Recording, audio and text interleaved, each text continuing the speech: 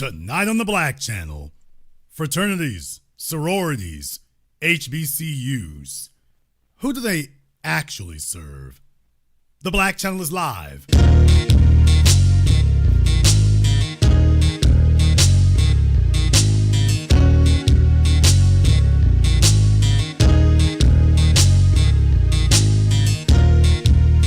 Unapologetic, unadulterated, and absolutely uncompromising.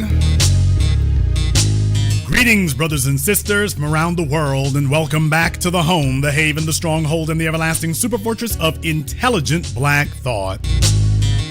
We are the Black Media, and this is the Black Channel, and I am your host, your brother, your humble servant, the voice of Black America, the Black Authority, broadcasting to you live from the only historically black college university of higher education and learning in the cosmos.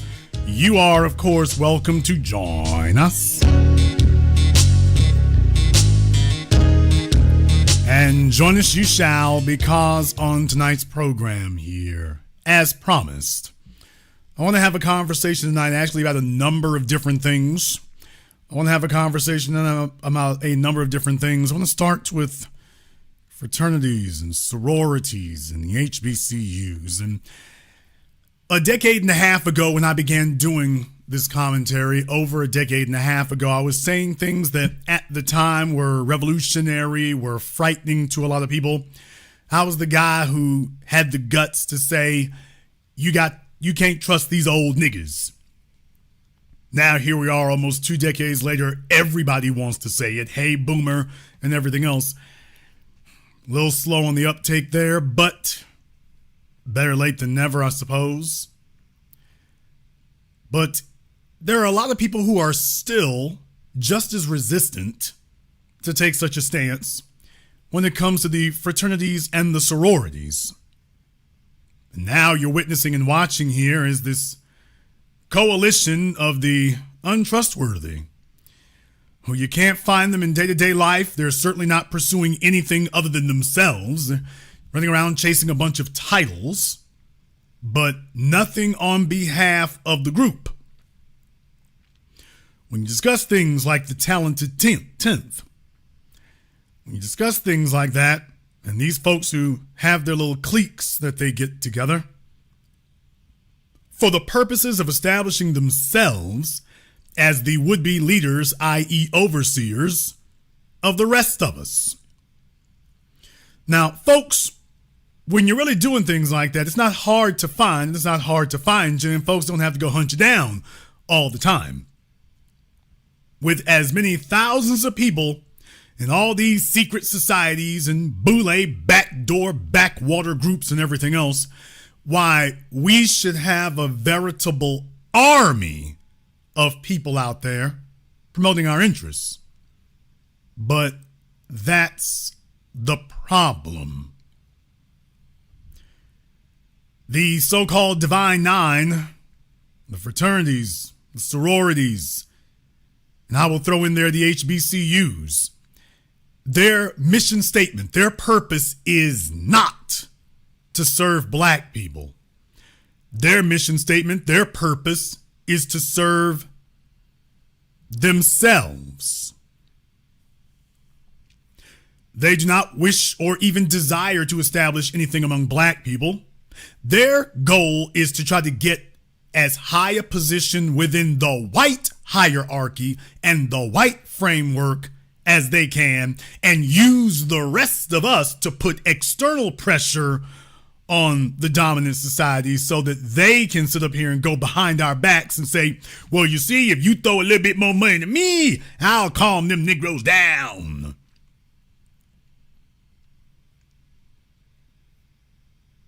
And that's the reality of the fraternities and the sororities. I'm starting there, but I'm not going to end there. When we talk about these people, when we talk about these groups, when they go out here freely conspiring, which is all they're doing now, is conspiring against the rest of us, having their little get-togethers now against the rest of us, And now they've taken it a diabolical step even further. They are now putting their little pennies together in alliance against us.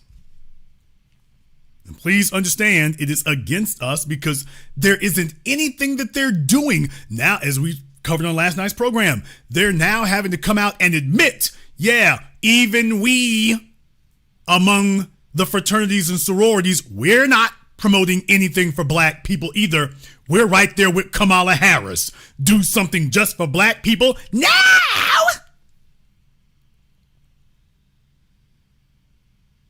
And that's what it was all about. And that's what it's been all about all this time. You want to know why your black doctors as a group have been worthless? What? You want to know why it is that your black lawyers as a group have been worthless? Damn! If you want to know why it is that your black political class completely has been absolutely worthless, nigga, please. That's the reason. You can trace all these folks back, and when they get together, their goal is to get personal benefits for themselves. And they will go to work for years, decades, in this case over a century, work for themselves as individuals. And then when they get where they're going, that's the last we see or hear from them until they want something else. But if you want to know why it is that so many of your so-called black professionals, whether it's Ben Carson on the buck dancing right, or whether it's Dr. Ben Carson on the buck dancing right, or Dr. Mark Lamont Hill, Michael Eric Dyson on the left, yeah, there's a reason for it. It's always been the reason. But how does that happen? I want you all to consider something here for just a few moments about how exactly that happens. Because if you follow the money, if you're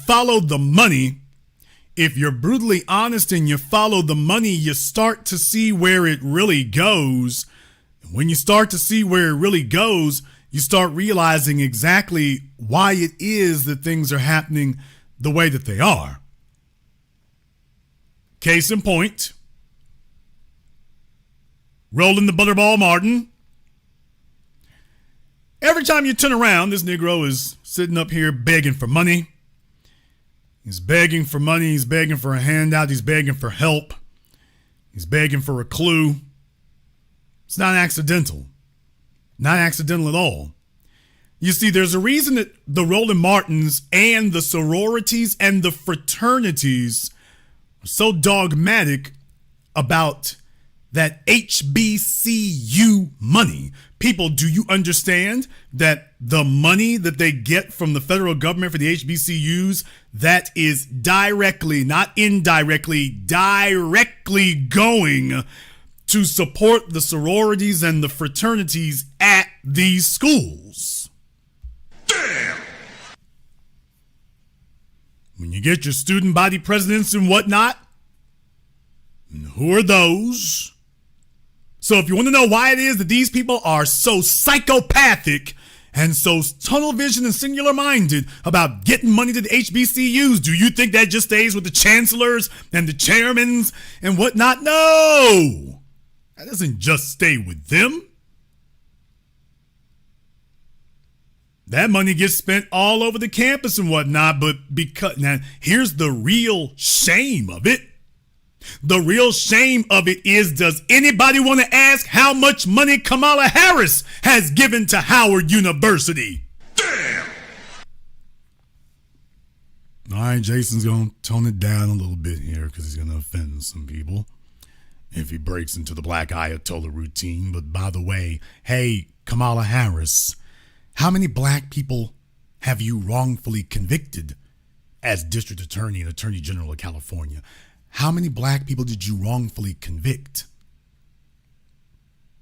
Hey, Kamala Harris, by the way, as a graduate of Howard and sorority and all this old garbage, by the way, how much money have you sent back?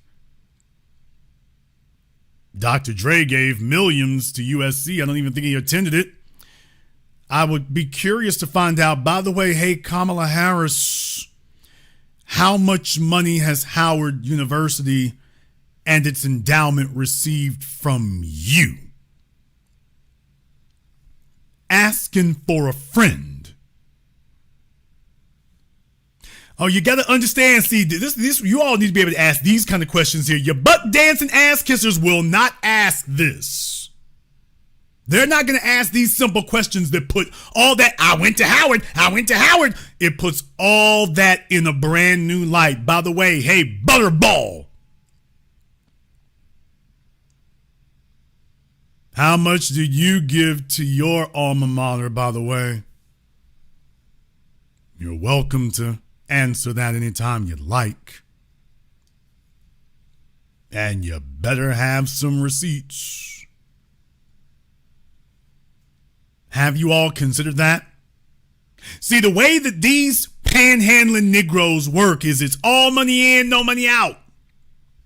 So everything is about going out there and hustling up on and grifting off on and begging up on some dollars from somewhere else. And whoever is willing to pay the tab, they dancing for it.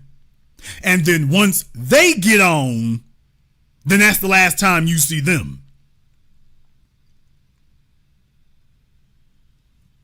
I want to put this in this proper context for you all here tonight. I want to take you on a little bit of a trip here. I want to put this in its proper context. We're going to take a little bit of a step around here. This article coming in from the AP. Black men emerge as key constituency in 2024 race, bringing dynamic views to the top of politics. Well, ain't that something? Isn't that something? Well, you know, for the last 10 years, we've been hearing that everybody matters except black men. It's all about black women and LGBT and immigrants and illegal aliens. Well, isn't this amazing? Out of seemingly nowhere, now folks are screaming about black men. And by the way, oh, don't worry. As usual, just like I did earlier this year, as usual, I'm not bringing receipts. I'm bringing invoices. I'm not telling you what you paid. I'm telling you what you owe. That's exactly what they're doing here. Now, all of a sudden, so in a sign of pure desperation, they're letting you know, by the way, what about black men? We want to talk about black men here. Well, that's interesting because it's seen before now that black men did not matter. Now, all of a sudden, because we're not just jumping up and carrying the water, now all of a sudden y'all matter too. But this will not work the way you think it will, Matt Brown and the Associated Press.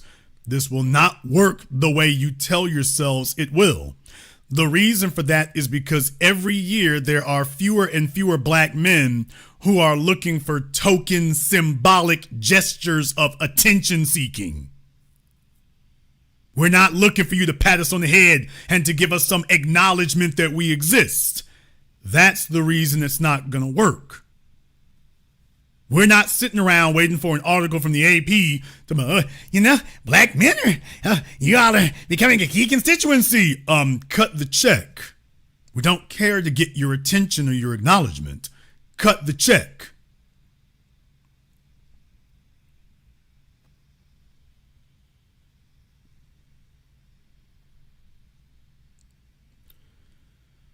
I want to go through a little bit of this here. I'm not going to go over the whole thing. I'm just going to go for a little bit because I want you to see what in the world they are so concerned about. I want you to see what in the world they are so concerned about here. The article itself goes on for a while, and I'm not going to read all of that by any stretch of the imagination.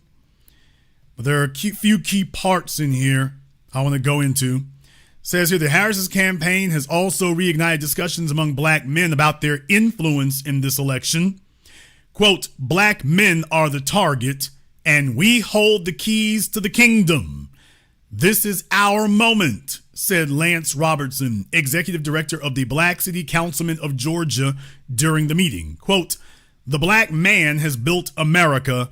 Now it's time for the black man to save America. What? So as you all see, they don't have a new sales pitch. They don't have a new elevator pitch. All they've done is change the word black women to black men, and here we go. They said everything except we're the backbone of the black community. I guess that would be a little bit too blatant, but by the way, yeah. First, last time black women need to save America, now it's black men. Black men need to save America now. This is what the Associated Press publishes and puts out and tries to magnify. Black male voters are traditionally one of the most consistently Democratic-leaning demographics in the nation. This year, however, both major parties view black men, especially those under the age of 40, as attainable voters.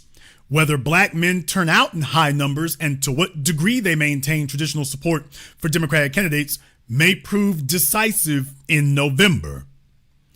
Please, I want to remind you all, Joe Biden won the state of Georgia by 10,000 votes. He won the election by 48,000 votes. He won the state of Georgia by 10,000. Think that over for just a few moments. Quote, to be frank, I think early on in this process, a lot of black men view this election with much skepticism and dread, said Bishop Reginald Jackson, who presides over all 534 African Methodist Episcopal churches in Georgia.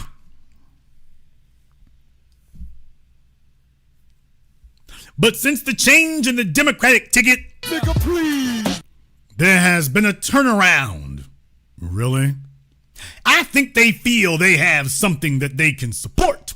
I think a lot of issues which made a lot of them skeptical are being addressed, without him naming a single one. So the HBCUs, the sorority sluts, the fraternity flunkies have shown up, and now here comes the old niggas of the clergy to see if they can scrape a few dollars off to revitalize their preacher man hustle after all these decades of going downhill.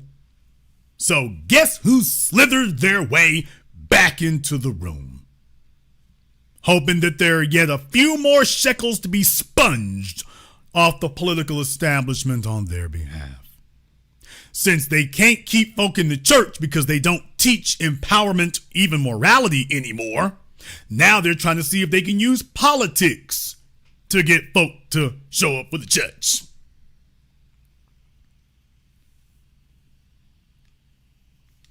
We should tell you much. At the Black Man Lab event, the men present came from all walks of life. Attendees' ages ranged from 8 to 86. Are we referring to 8-year-olds as black men? With multiple pairings of fathers, grandfathers, and grandsons, telling the group about the unique circumstances each generation faces as black men in America. Black voters have historically prioritized policies on civil rights. Now, here's a damn lie. You are a damn liar, Matt Brown. You're a liar. You're a lying piece of trash. Historically, we have not prioritized economic mobility. We prioritize civil rights, i.e. integration, i.e. sexual access. You're a lying ass. Barack Obama did not have an economic agenda or platform. Kamala Harris does not have a black economic agenda or platform. She talking about buying houses. So this lying piece of trash from the Associated Press lying his ass off right here. We have not historically had policies of prioritizing economic mobility, so-called civil rights. Yeah, if you call integration civil rights. Economic mobility, hell no. That has been an advent of the last 10, 12 years, not historically. That's been something that we had to bring to the forefront because the civil rights generation didn't give a damn about economics unless you call economics getting a job at the plant. Hell, they were getting jobs working for Henry Ford. During segregation, they could get jobs at the plant. We ain't talking about having jobs. We're talking about building an economy that we own. Now that's economic mobility. That's economic progressiveness. That has not been prioritized till we showed up in the last decade. That's when we came into power. Now it's being talked about. So this guy is a lying ass sitting up here trying to rewrite history. Unfortunately for him, the black media caught him.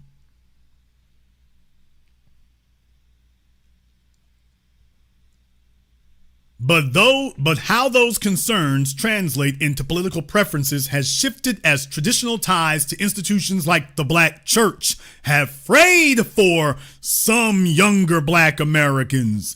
Some, show me who the young black folk are in church. Show me who the young black people are in church. This guy is just a ramble of back-to-back strung together lies. Show me the young black people at the church. The church burned its bridges, and as I covered the Dr. Martin Luther King program I did, Dr. King warned them. Letter from Birmingham jail. He warned the church back then that if they didn't stop their nonsense and their con men games, that they were going to lose the next generation because the next generation would see them as irrelevant. Dr. King's prophecy has come to pass. The black church is irrelevant. After the murder of Trayvon Martin and Mike Brown, the black clergy got run off the block. Reverend Al and them got run off the street. Nobody was gathering around them. There were folks moving and shaping things, but they weren't looking for the clergy to weigh in on nothing. The clergy showed up and folks said, man, get out of here with all of that. We ain't hearing it.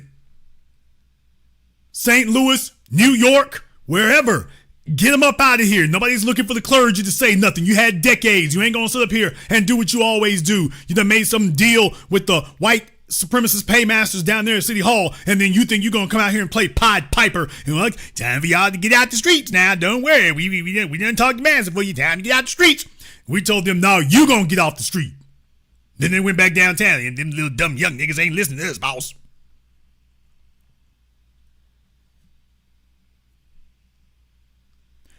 Quote, the black church, in a lot of respects, has been a turnoff for black men. Oh, man. And we're only now working to address the need and correct it. What that means is there are not Bishop Reginald Jackson. What he's saying is there's not enough single mother hoes. Did you have to say hoes? I damn sure did. And deal with it, nigga. What he's saying is there's not enough single moms left for them to run that preacher hustle on. Creflo Dollar and TD Snakes are falling out of fashion. Not enough of them to count on. They checking to see, oh, hey, black brothers here. Would you like to see what we can do for you?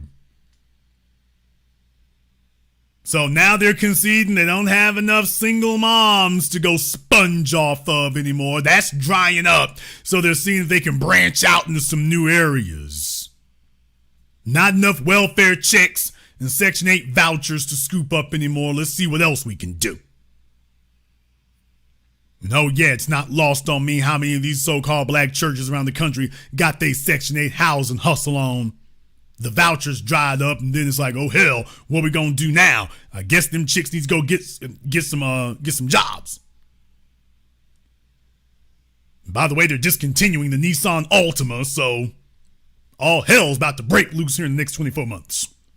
Either that or Kia and Honda sales are going to spike, but I slightly digress.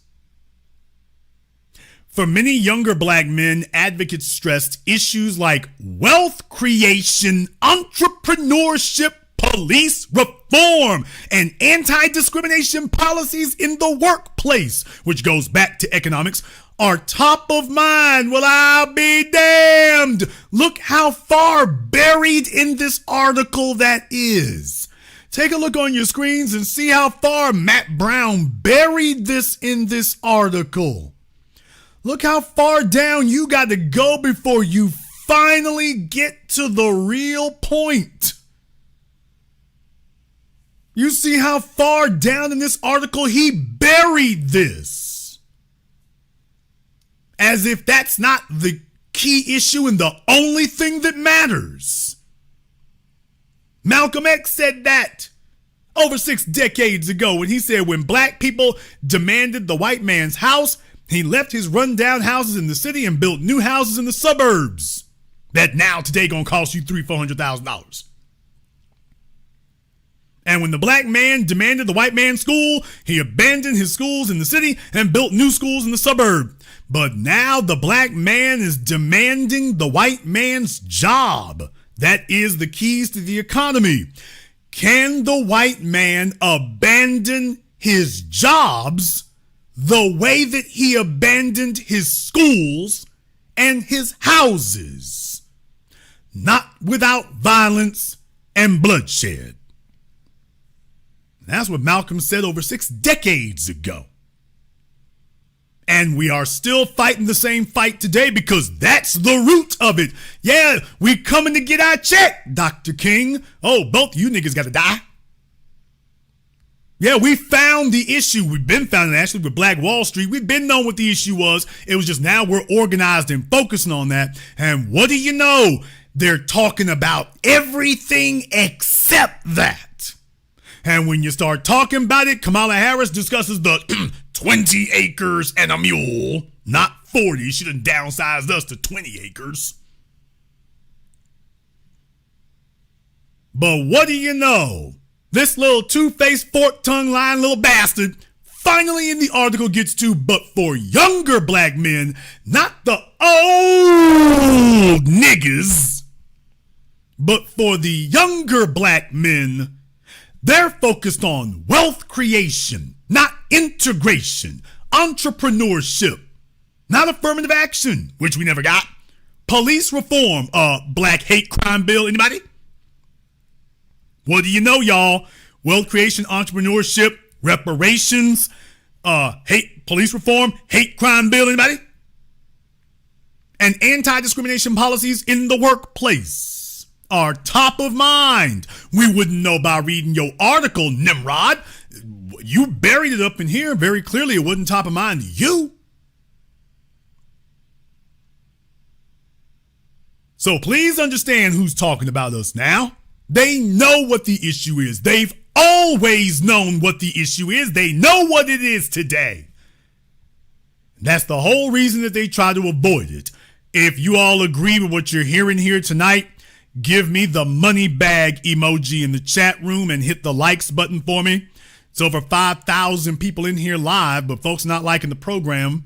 I guess I'm offending a lot of Divine Nine sympathizers, I suppose. But if you actually agree with what we're saying here tonight, give me the money bag emoji in the chat room and hit the likes button for me. They go on to say here, we want to see jobs and opportunity for black men, especially. We ain't asking for no damn jobs unless we're the ones making them. Andre Greenwood of the YMCA. We're not asking for jobs. That's a damn red herring. That's a lie. We don't want General Motors to bring some jobs back. We don't trust you. Nor should we. When we have our own economic, let me explain something to you here. The most expensive places in this country right now, they're places where you walking around at. Those are the places that are expensive like that. Tribeca, Chelsea. Los Angeles, Buckhead, not places that are stretched out by miles and miles and miles. Local businesses, not places that are chain stores. Los Angeles, California, El Segundo, right there at Bruce's Beach, which is now called Manhattan Beach. I should know, been there several times. They don't have a bunch of chain restaurants there. When you go out Rosecrans, take Rosecrans, if anybody in Compton, you take Rosecrans all the way to the water. Take it all the way to the water. When you get to El Segundo, there's nothing but a bunch of local restaurants there. Local oyster houses. There's not no chain restaurants there. My folks in Los Angeles will bear me witness. It's not a bunch of chain restaurants. Those are local places. It ain't cheap neither. And it ain't cheap. No, I got to be able to tell the story of my people. I got to know what's going on here because I got to be able to tell the story of my people so I can correct these things in real time and bring it home to you. Downtown Dallas. It's not a bunch of chain restaurants down there. I mean, there's a 7-Eleven, don't get me wrong. But you have a bunch of local restaurants down there, a bunch of local bakeries, a bunch of local eateries, a bunch of local clubs, even the hotels downtown. I mean, there is a Sheraton, don't get me wrong, but they got others that aren't. You don't need the multinational corporations. You don't need them. As a matter of fact, you're better off without them. Because they got a one-size-fits-all cookie-cutter policy, and if things don't go the way they want it to go, then they can shut things down. You'd be a hell of a whole lot. Let me tell you, the automotive industry in this country was doing a hell of a whole lot better until the 1950s. What starts to happen in the 1950s? Post-World War II consolidation. Then you went from literally over a dozen or 2 dozen car makers in this country to 3. Who gobbled up the others, and as soon as they gobbled them up, started closing plants. You did a whole lot better when you had dozens of car companies, a dozen or more. You were doing a lot better then. You don't need to have one big multinational. We don't need a Microsoft or an Apple. We really don't. Because you end up with a monopoly that gives you a bunch of crap product and then spends fortunes on advertising to brainwash you into thinking you're getting something quality, and you're not. But I digress. Not really. Not really digressing, but anyway. No, you do a whole lot better when you have local craftsmen. You do a lot better when you have tailors and seamstresses. You do a lot better when you got access to that. Now you got one company that builds bespoke cars, is Rolls-Royce. Having customized things in the car used to be available to everybody. Now you got one company that'll do it for $500,000. Greenwood, who supports Harris, of course, you keep my nonprofit money going, said economic messages will be most important to black male voters. Now, let me ask you all a question. Is economics most important to black male voters? Or is economics most important to black people regardless of gender? Take a look at how this article is being written here. I don't play the damn gender war divide stuff. Is the most important issue of economics just to black men?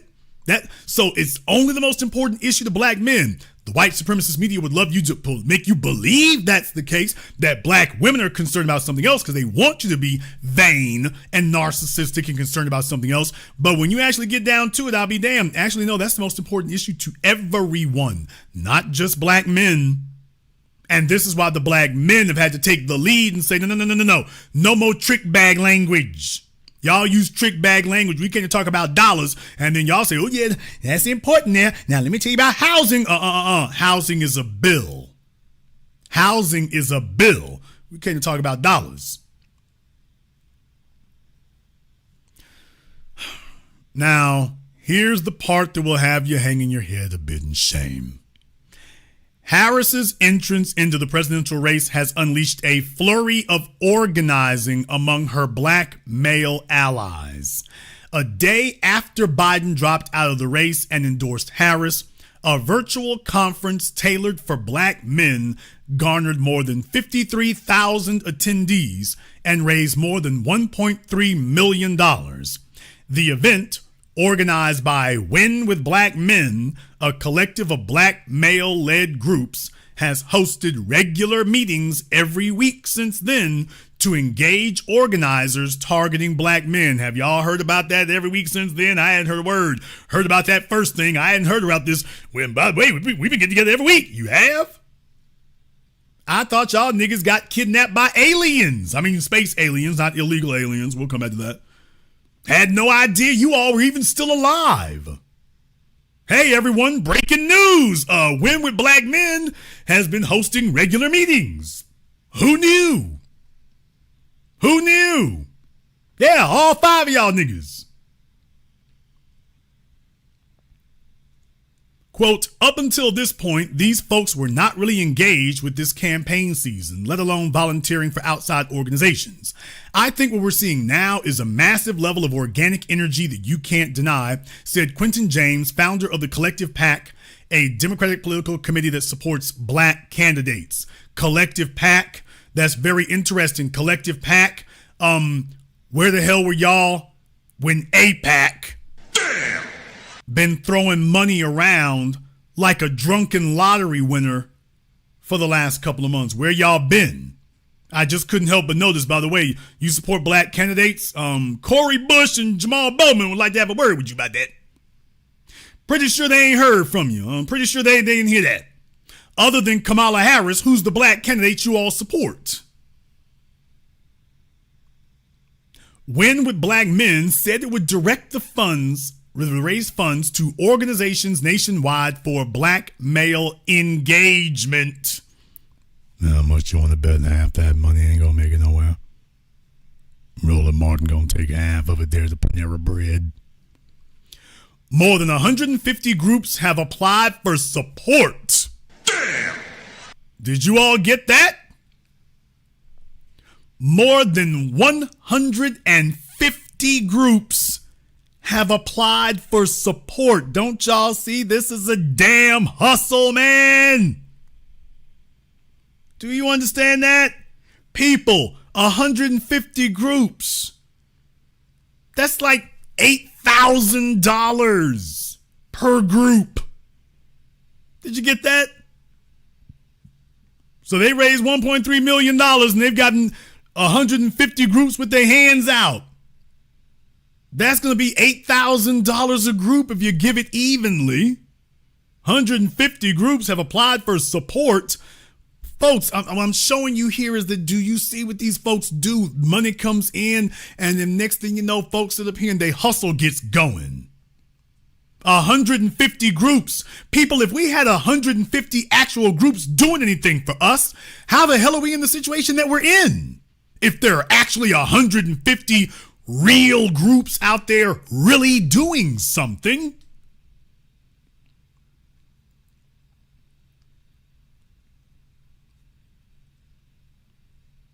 James stressed that while the recent fundraising windfall is notable, kind of not compared to the white folk George Clooney could give $1.3 million without thinking.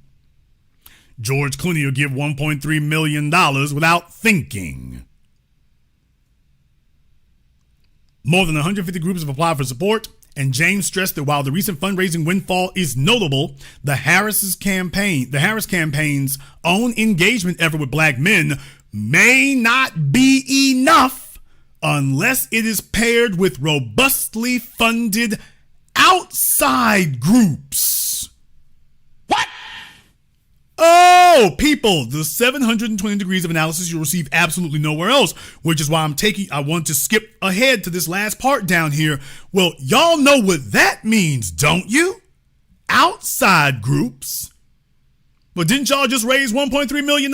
Yeah, but that's not enough unless you get outside groups that have long-standing trust in the local community. Outside groups, well, we all know what that means. Bring on your man, Bowling Ball Martin. He'll spit that game for you there right quick. What y'all need to do is give him money.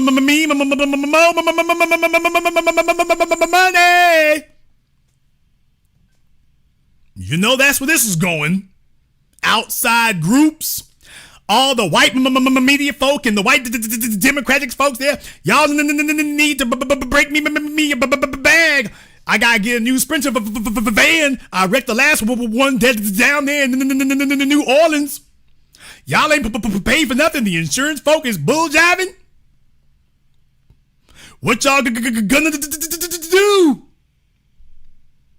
We done had enough of y'all doing that. So when they say outside groups, they talking about the white folk. That's who they're talking about. The traditional big money corporate white donors. You need to contribute to our political PAC nonprofit. That's what they saying, folks. That's what they're saying. Exactly what I've been telling you it was all along. I've never changed a word. Here we go again. So they're telling Kamala Harris that I told y'all that $1 million that they raised, Roland Martin and friends, the only reason that they raised that was because they were hoping that $1 million would register on the radar with Kamala Harris and the Democratic Party to get attention on these dudes, so that they were hoping that, okay, y'all go ahead and throw us some more money. We raised $1 million, so y'all need to recognize us as significant. Us over here, not black folk in general, just us over here. You need to recognize us as significant. Exactly what I told you, and now they're finally admitting it. That didn't take terribly long, but they're finally admitting what I said the whole time. Yeah, this is about getting the white political establishment and the white donors to give money. They raised $1 million, hoping that they can show these folks, see, we got $1 million and we got 150 other groups here. So if you give us 50 million, okay. They raised $1 million and their goal is to get them to break them off 30, 40, 50 million. Harris has also revamped her outreach to black men. What outreach? What's the outreach to black men she been doing? The campaign believes it has a winning message for black men's priorities. Quote, it's wealth and it's health, Democratic strategist Antoine Seawright said of the message. Seawright leads the Democratic National Committee's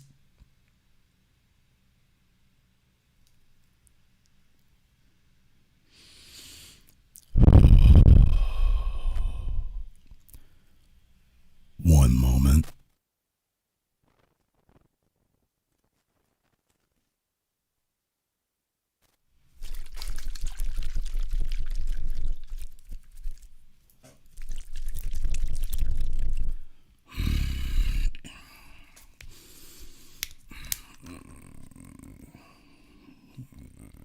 Fresh bottle of Pepto.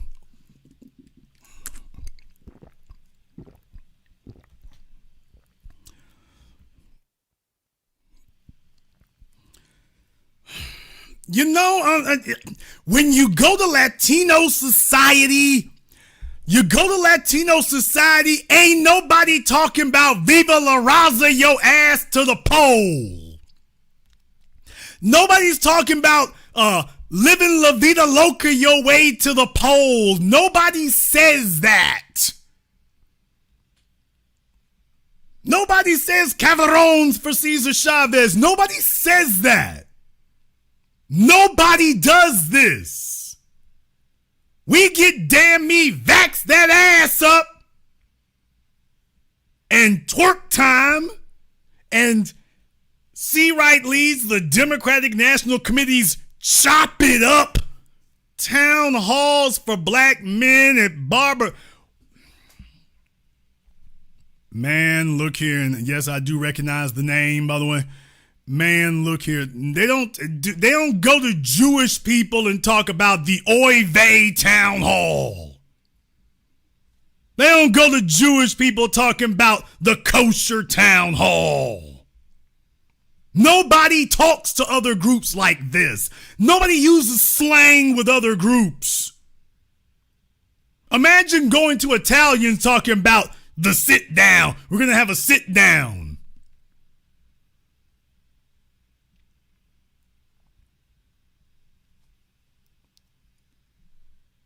They don't go to Italians talking to them like it's a damn Tony Soprano commercial. They don't do that with anybody except us. And what I'm saying is, so the Democratic National Committee put this C-Right guy here. So check his paperwork. The Democrats put him there, and the sales pitch he gave them was, I know, Kamala, listen to me, I know. We're going to have some town halls, and we're going to call it Chop It Up. You know, because that's some of the vernacular and slang that the young people use, and they love their hip-hop. You know the hip-hop thing there, Kamala? Oh, yes. I've got my Chuck Taylors and my Fife Dog CD right here. We don't have CDs anymore. Kamala, stop the damn lie. It's on your playlist on your phone. I put it on there last night. Oh, thank you very much. Okay, Fife Dog. How do you spell that? F-I-F-E? Man.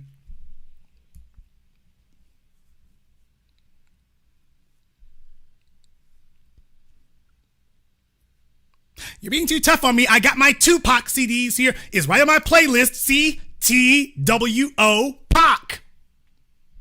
Right there. Tupac. T-W-O.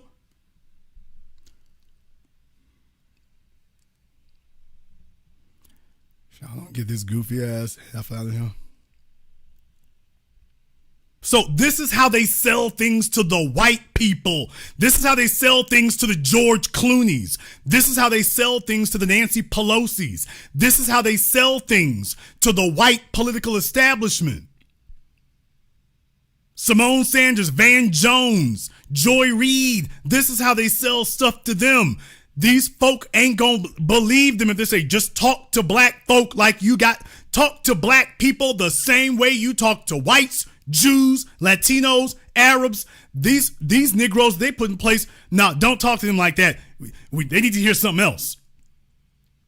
Just because we move the culture doesn't mean that that's the way you talk to us. We're not here for a rap concert to be entertained as if we can't differentiate the difference between the two. That Negroes are all just sitting around talking to each other, auditioning for a mixtape. They don't ever go to anybody else talking like this. And talking like this will get the Democrats to put you in a organizing position. He noted that black men aren't monolithic. The guy who just named it Chop It Up Town Halls. The guy who just named it Chop It Up Town Halls is telling you that black men aren't monolithic. Nigga, please. He noted that black men aren't monolithic and added that it is a mistake for campaigns to assume, quote, we only care about criminal justice reform. The culminating effort also aims to address long-standing skepticism among many black men about the political system, which is seen as discriminatory and unresponsive to aren't you all supposed to be in an era where you don't sit up here and pretend that false statements are true is seen as discriminatory? So that's just our opinion? It's not a real thing. That's just our opinion. With the literal Mount Everest of evidence. Oh, well, the political system, which is seen as discriminatory and can't name a damn thing that isn't discriminatory or is responsive to our interests. They are openly hostile. Kamala Harris is openly hostile to our interests. She literally says something she would never say to Jewish people or anybody else. You think I'm going to do something just for Jewish people? No! You think I'm going to do something just for LGBT people? No! You think I'm just going to do something for Latinos? No! She never would have opened her crooked mouth to say something like that to them. She and the Democrats are openly hostile to our interests. Remember, WikiLeaks, the Democrats, they broke into their emails and showed that they were sitting around in a memorandum to their people. Do not make any specific promises to anybody talking about Black Lives Matter. Do not, when they run up on you demanding specifics, do not make any specific promises. Tell them that you sympathize. Tell them that you empathize. Tell them that you certainly feel for it. Tell them you'll take it under consideration. But do not make any specific promises, because we ain't gonna do anything. So don't sit up here and let them get you on the record promising something, because we're not gonna do anything. And that is the Democrats' platform toward black people. We don't do anything for you. No, we're not Russian bots anymore. We used to be Russian bots. Ain't that right, Angela Rye and Tiffany Cross and Joy Reid? We used to be Russian bots. Now, nobody's talking about Russian bots anymore. Now it's, outreach campaign. What happened to all the Russian bots? Just, I'm asking for a friend. Anybody found all them Russian bots?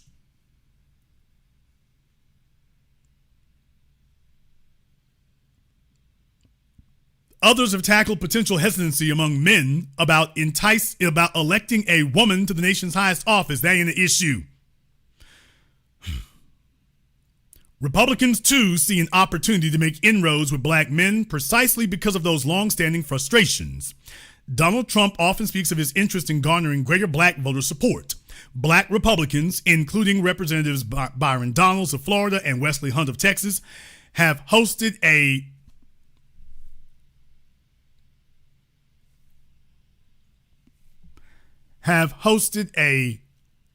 Congress cognac and cigars event. Nigga, please. In cities including Atlanta, Philadelphia, and Congress cognac and cigars. By the way, he left off one more C, Caucasian women. Damn! That's the only C that you left off there, Byron Donalds. Hey, buddy, you left one C off of there, Caucasian women. You left that one off. Just wanted to let you know where you fell off at. By the way, you left that one off, Byron. I couldn't help but notice you left that one off. Yeah, let me help you out there. Congress, cognac, cigars, and Caucasian females. Let me help you out. Do y'all see what it takes to be a Negro in the Democrat or Republican Party? Do you see what it takes to be a Negro when they put you out front? You go talk to your people on the Democrat side. Chop it up. Vax it up. Vax that ass up. And for the Republicans, they think there's one. I got this one for you here, boss. Congress, cognac, and cigars. Does Byron Donalds go do that among white folk with his white wife and her family and their side of town? By the way, does he do that? Cognac and cigars, smoking and drinking. That's the kind of nigga that Donald Trump likes. Cognac and cigars, smoking and drinking. Let me say something here right now. I've got over 6,000 people, 6,100 people in here live right now listening.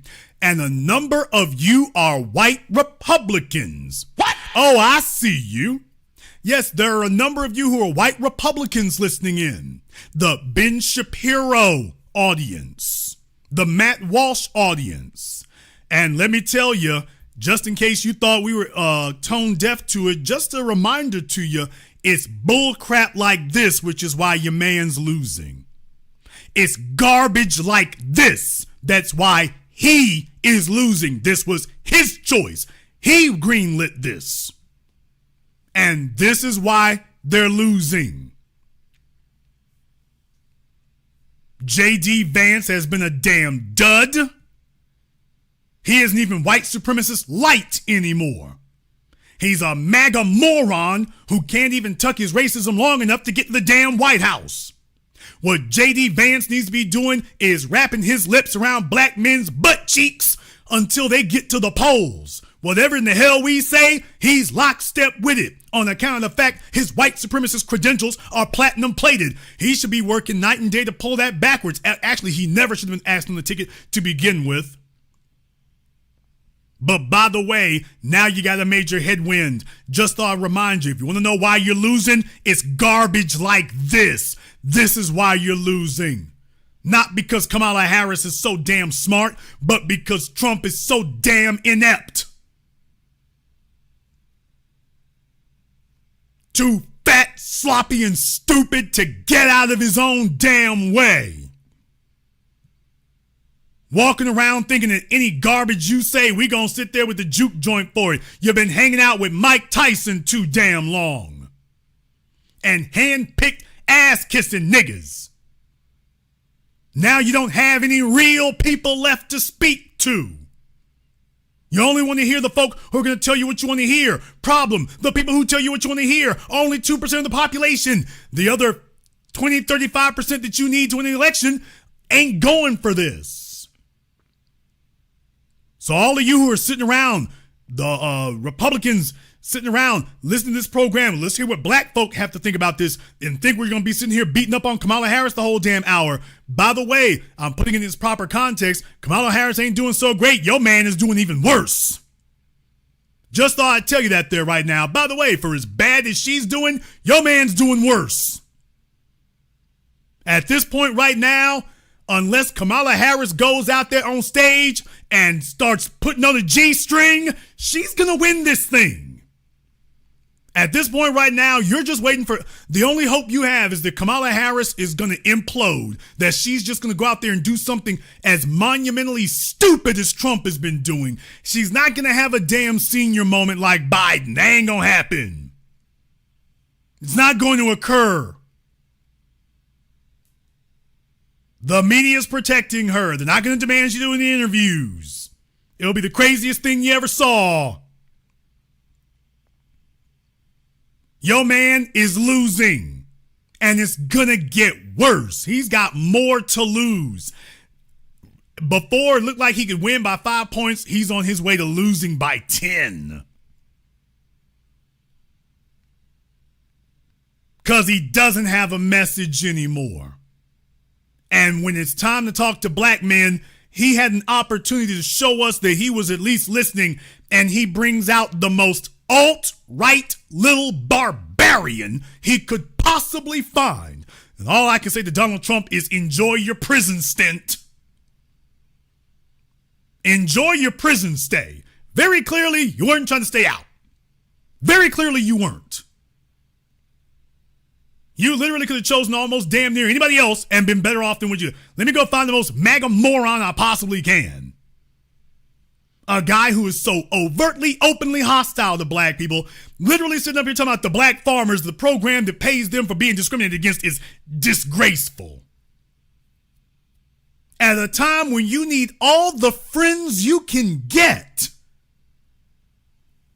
And that asshat comes out here talking about, no, that's disgraceful. Paying us money we're owed for being discriminated against, that's disgraceful. Compensating us for being discriminated against, that's disgraceful. So not the discrimination, which he ain't had a damn word to say about, that's not disgraceful. Discriminating against us is not disgraceful. Compensating us for it, oh, that is. You thought we weren't going to hear that? You thought the white media wasn't going to put that on a megaphone? You thought they weren't going to do that? You think that we're all just sitting around waiting for a white supremacist to vote for? That's that garbage that Jared Taylor said when I went to go interview him. He said that mess. That's the problem with you all over there. You actually believe that garbage, that black folk really want you to run it. Yeah, I mean, black people are complaining, but it's not because they actually want to run it. They really want us to run it. That's what they want, us to give them a bigger pay raise, just bump their money up a little bit. But in reality, they don't really want to run it. They want us to run it. No, we don't, actually. No, we don't. No, we really don't. That's a very pleasing little sick, demented lie you tell yourself. No, we're actually not looking to you to run it. Actually, no, we're not. No, we're not looking for, we're not looking for a white supremacist to sit up here. Okay, well, we let us complain, and we complain enough, and we looking for you, white daddy, to fix it. Actually, no, we're not. And yeah, we see those slights of disrespect, and that catches up with you. Because let me tell you right now, Trump needs black folk to show up for him. What? He doesn't just need black folk to stay home. He needs some black folk to show up for him.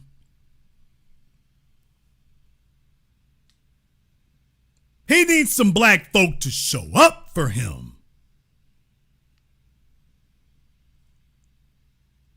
It's not going to be enough anymore. Not after Biden dropped out. It's not going to be enough anymore. Barack Obama and his people are firmly in the driver's seat of steering her campaign, and they are going for cult of personality. Big fat Elliot Pritzker was named the governor of Illinois, Pritzker. So I've been talking about the DNC convention this year is going to be like, quote, like a rock concert. They're not going on issues. They're not going on policies. They're going on good time feelings. They're going on the Apple marketing technique.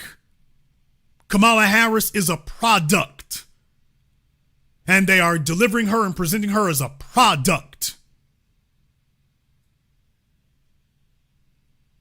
And they're going to see if they can float that product for another couple months. And at that point, the election will be over. Do not think that you're going to go into mid-October with the numbers looking the way they do right now and then Trump's going to pull out a win from behind. Oh, don't believe the polls. Very interesting. Joe Biden's closest confidants were telling him the same damn thing. Don't believe the polls. Don't worry, the polls are good. Nancy Pelosi had to call Joe Biden up and say, get their ass out of here. The polls are killing you. I don't care what polls your people are looking at. We can see what's going on. The donor money is drying up. And the Trump people now sound exactly the same as the Biden people a month ago. And don't worry about them polls. That doesn't mean anything. That doesn't mean anything.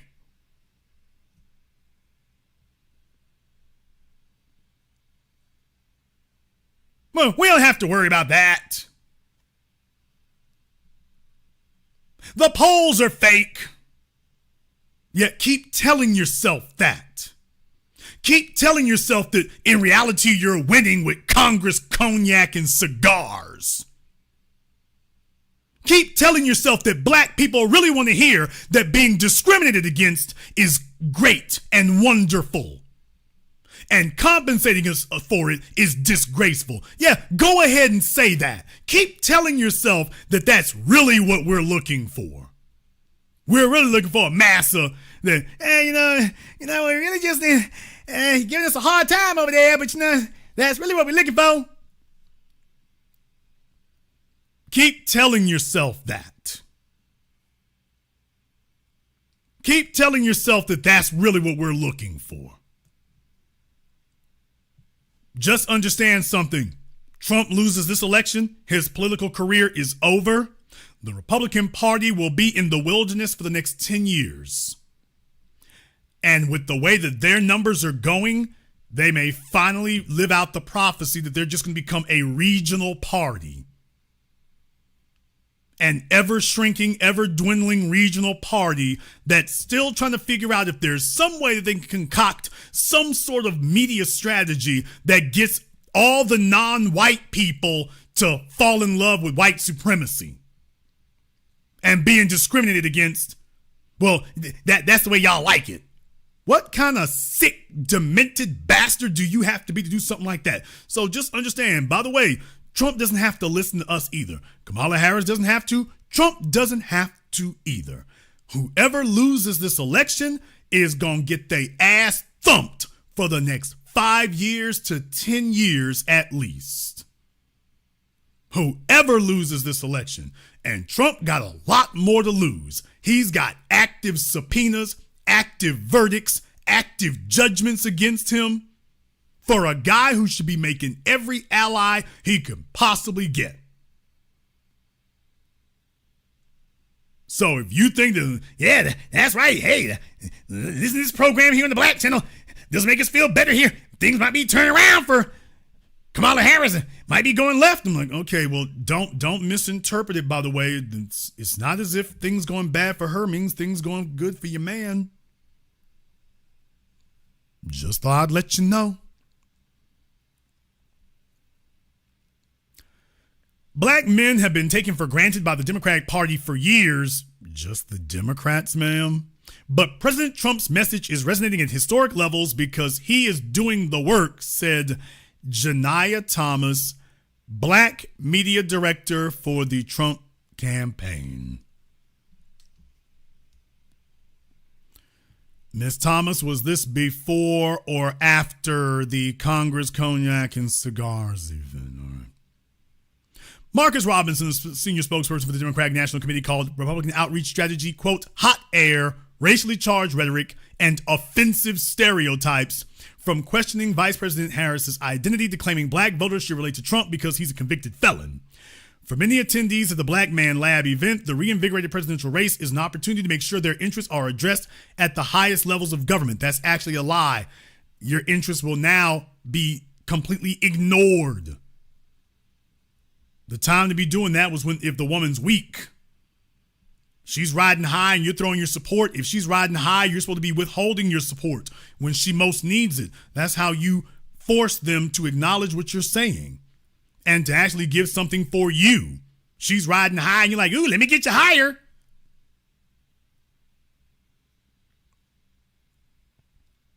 Quote, I was in the street doing wild stuff and this saved my life. Talk about stereotypes, Mr. Marcus Robinson.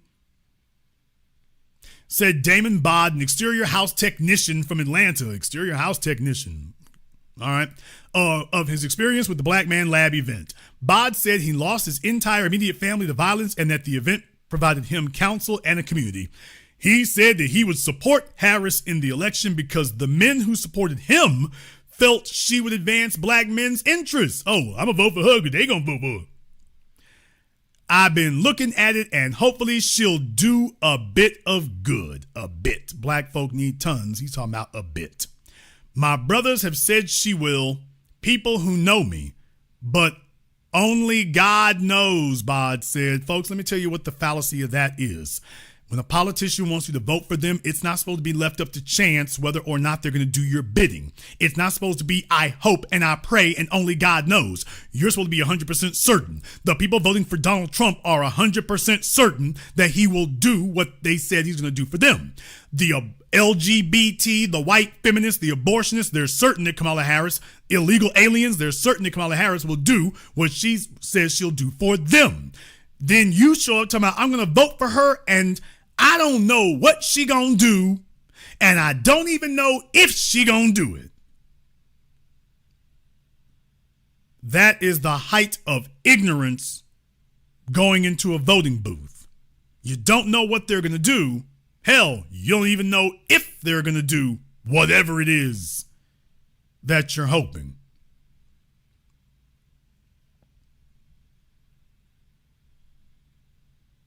Let me tell you about the folks who are not confused about what they'll be getting. The sororities and the fraternities and all the folks hoping to sponge off of these things, while they are under no illusions about what they're going to get. I want to share with you all one more thing here from Politico. I did not bring receipts. I brought invoices. I did not tell you what you paid. I'm telling you what you owe. This is from Politico. Take a look on your screens. Well, I'll be damned. While all of a sudden black men are front and center. All of a sudden, now we ain't hearing all that backbone community stuff. And all of a sudden, it's going to get them black men out there. 2024 is the year of, by the way, where the black men at? This guy right here talking about a paid actor. He looks like he's wearing a yarmulke on his head. Okay, is this what be Jews for Kamala here? Is this guy looks like a paid actor? I mean, think about this for a moment. You got him, this person back here. Is this supposed to be a black couple? We got a child up here. At least it looks like a child. I mean, what the hell kind of crazy photo op is this? What the hell kind of demented deposit photos family is this? All right, man. Folks, it's insanity out here. It's insanity. Democrats are worried that not enough black voters will turn out in crucial swing states, and they're putting more firepower into the effort to get the vote out. I'm reading this for a reason. I'm reading this for a reason. I'm reading this for a reason. Follow me, follow me, follow me, follow me. Stick with me here. I'm reading this for a reason. When you all see where this is going, you're going to feel differently. Black Men Vote PAC. What? Black Men Vote PAC is spending $4 million to target black men in Michigan, Wisconsin, and Pennsylvania with one message: show up and vote. Shouldn't that be shut up and vote? For Vice President Kamala Harris. The announcement, shared first with Politico, said the group plans to spend heavily on social media and build out a robust canvassing operation in the majority black districts. The targeting efforts will include radio spots and hiring door knockers to promote Harris's record and achievements. So, folks, you have a Black Men Vote PAC that says, by the way, Win with Black Men raised $1 million. We got $4 million. I wonder where that came from. I wonder where that money came from. Because I don't believe they raised it on their own. So sounds like a little bit of money cleanup operation there. Wonder where all that money they got there came from. We know they didn't get it from the grassroots, so where did that money really come from? Who's really bankrolling that? George Soros, anybody? Who's bankrolling this? I'm asking.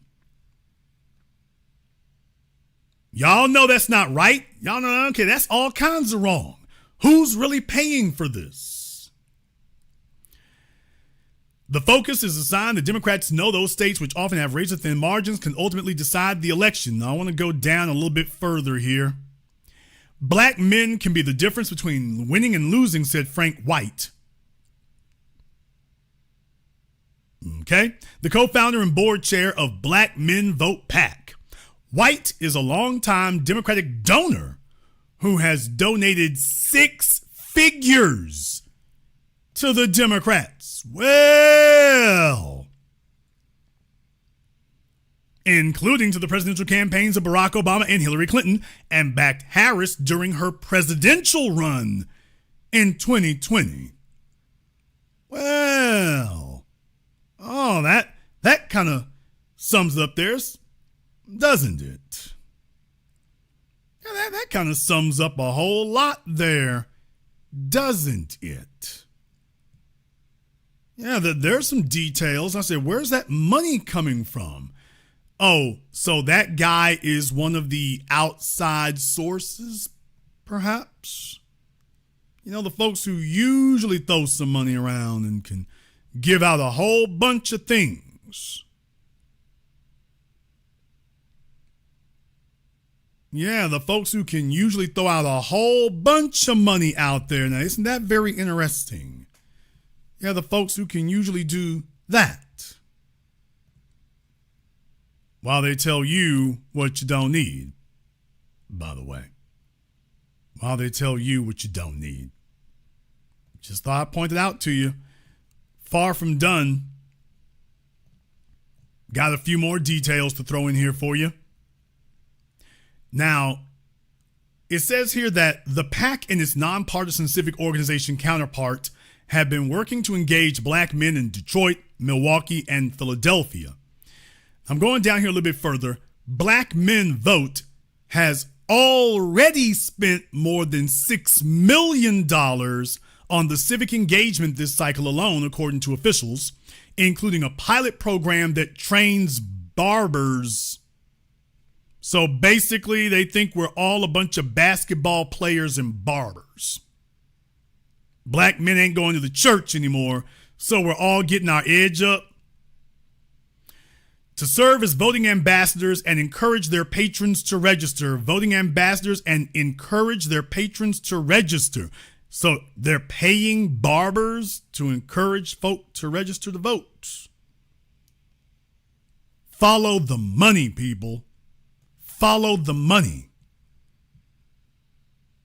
Organizers set an overall goal of registering 100,000 voters. How many votes did I tell you that Joe Biden lost to Donald Trump by? 48,000. Biden beat Trump by 48,000 votes in 2020. Trump lost by 48,000. Biden's support and the Democrat support has been very soft. Now they want to register 100,000 voters, with a focus on black men in the 3 battleground states ahead of the election. The group said the effort is roughly 80% complete.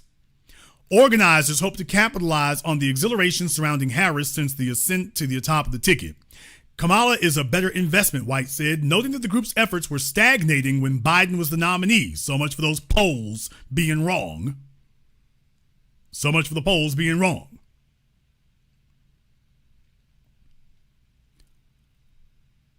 The PAC also commissioned, now pay attention, folk, to these next couple of paragraphs, because this is the reason I brought you all here. I want you to see how deep the rabbit hole really goes, because it's not just about the PAC. There's also another part of it. The PAC also commissioned a survey conducted by Hit Strategies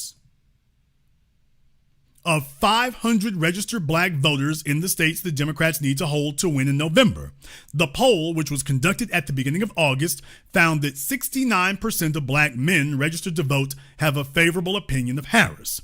It also found 66% of black men plan to support Harris, compared to 17% who backed former President Donald Trump. When black women were factored in, Trump notched just 10% support among black voters. Hit Strategies. Wonder if we'll find out anything more about Hit Strategies. We literally have numbers in this poll. 54% of these black voters saying that her getting into the nomination actually makes them more motivated to come out and vote in the fall, said Joshua Doss. Joshua Doss, a researcher and the director of the Economics and Black Voters Department at Hit Strategies. The name Hit Strategies is coming up quite a bit here. Couldn't help but notice that. Coming up quite a bit. Quote, I think the more that the young brothers start hearing the difference between her and what Trump is talking about, the more that conversation happens, she's going to continue to pick up more and more support, said Albright, whose group was unaffiliated with the PAC investment in the survey, suggested that Harris could use her former role as a prosecutor. She could use her former role as a prosecutor to her advantage. Earlier this month, the Harris campaign hired Hit Strategies. What? I brought you to this point. By the way, earlier this month, the Harris campaign hired Hit Strategies.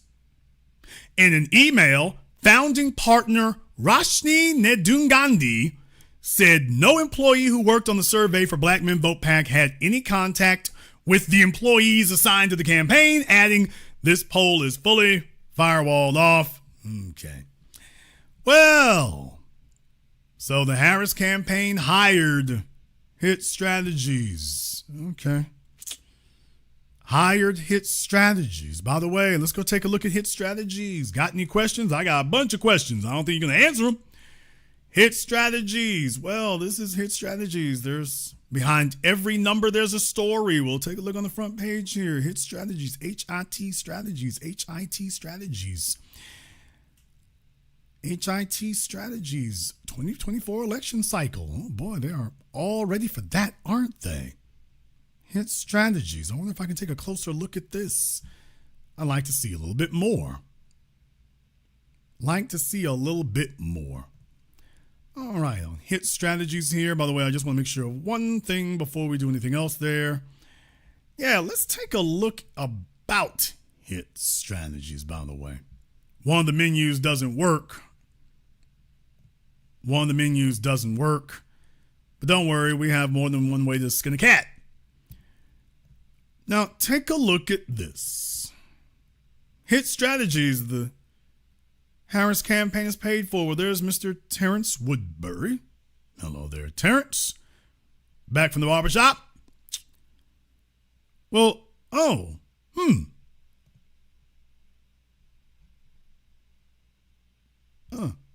founding partner Roshni Nedungandhi. Oh, well, hello, Roshni. Pleased to make your acquaintance. I don't know which part of Harlem she's from. Don't know what part of Harlem she's from, but pleased to make your acquaintance there, Roshni. Glad to see that you're very concerned about what black voters are doing. Very glad to see that you're very concerned about what black voters are doing. So, all right. Nothing suspicious going on here. Ori Ward, Chief Operating Officer. Samuel Madrigal, Field Director. Joshua Doss. Damn! All right. Hello there, Joshua. Yeah, we were just reading about you. We're just reading about Joshua. We were just reading about him. Mr. Jake Rubenstein, Senior Manager, Research Operations and Methodology. I'm sure that that's a completely innocuous, look it up. I'm sure that's a completely powerless position that he occupies. I'm sure him, Miss Roshni, not a whole lot going on over there, I'm certain. I got a feeling. Melissa Espinal. Leslie Jefferson, Account Executive. So she answers the phones. That's what that means. Sean Connor, Client Success Manager. Success? I don't know. Brandon Brandenburg, Account Manager. Does he help Leslie answer the phone? No, she's an executive. He's a manager. How much you want to bet he's over her? Michelle Kaiser, Human Resources Manager. But of course. Ashley Aliward, Research Manager. Courtney Cronenberg, Research Manager. Jamel Love, Research Manager. He looks like he got a lot of love to give.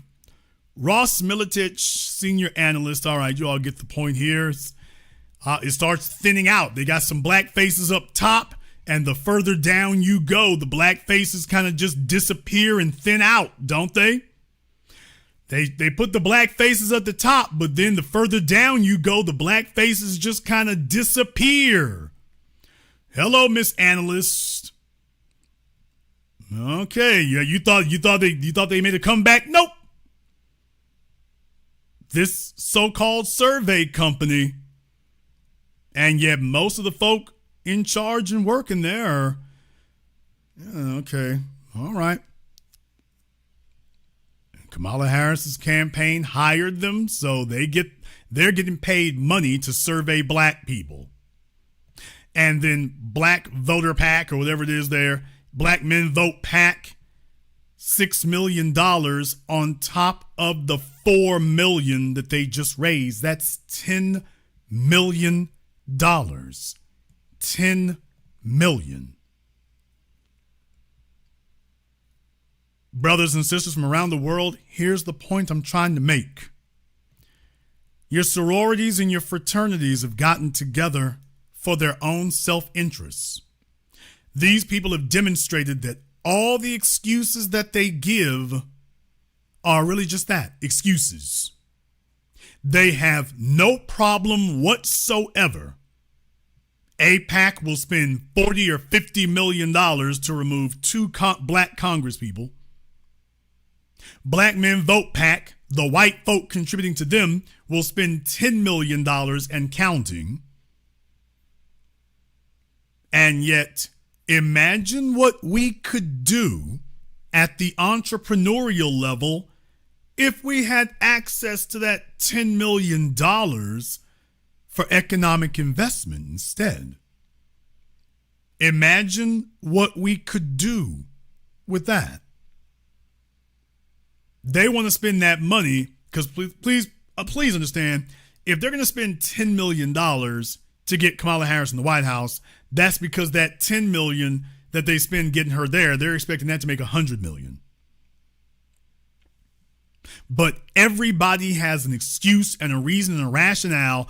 When it comes time to talk turkey, they will spend millions of dollars on everything except cutting the check to us. Do you get that? These people are willing and able to gather tens of millions of dollars and then tell you and me that there isn't $100,000 to hand over so that we can build something of our own. No. But they can jump up overnight. Oh, sure, we passed the hat. We can get $10 million together.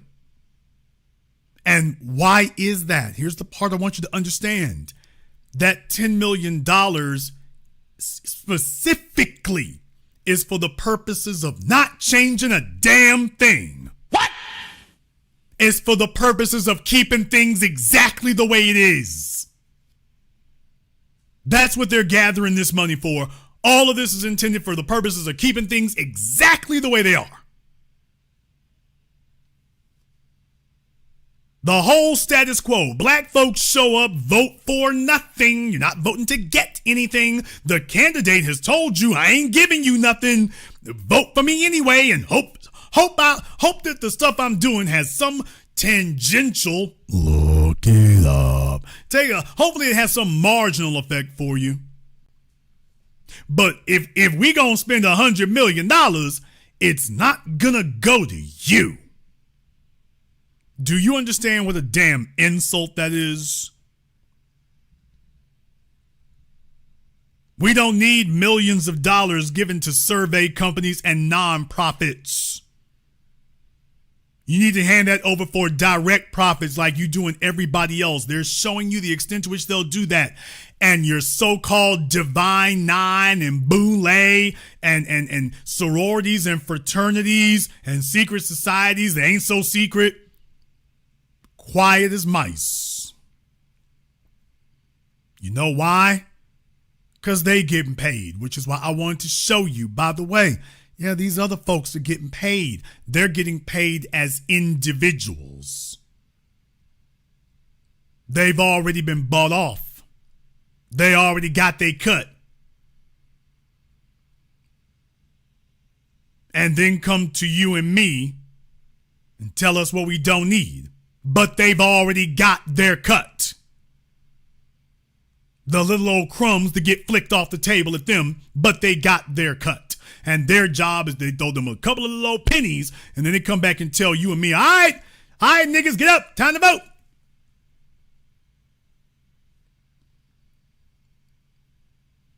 Millions of dollars. Let me be real with y'all for just a few moments here, man. Let me be real with y'all for just a few minutes. I want to put this in its proper context for you. You take a look around downtown Detroit. Please remember, I'm not telling you what somebody else told me. I'm telling you what I've lived. I did the documentary Gentrified. My folks who live in Detroit went all the way from downtown to Grosse Pointe. So I know the deal. I know what's going on. I was there right before they closed Joe Louis Arena. When the Little Caesars Pizza people were getting their arena up and going. I was sitting there doing that. So I know what they doing in Detroit. Dan Gilbert and the Quickens Loan people. I'm standing there in the parking lot at Comerica Park. In the middle of the damn night. I'm standing there, seeing what they're doing, seeing how they're clearing out acre after that. At the time they were, it's all done now, clearing out acre after acre. And you will have none of it. None of it. You don't even have a place to loiter. I don't know if y'all have ever seen it. Anybody who's been to Detroit, you can't loiter at the Lions Stadium where the Detroit Lions play. You can't loiter there, man. The way they got that thing laid out, it's barely got a sidewalk. For anybody who's never been there. Barely got a sidewalk. I know, I've been there. So any of my folks in Detroit will bear me witness around Lions, where the Lions play at. It's barely got a sidewalk. You couldn't loiter there if you wanted to. You couldn't loiter there if you wanted to. There's a big ass parking lot and a big ass stadium, and all you can do is come in or leave. You can't hang out. There's no way to hang out. There's nothing there. A bunch of light poles on one side and a brick wall on the other, and half a sidewalk.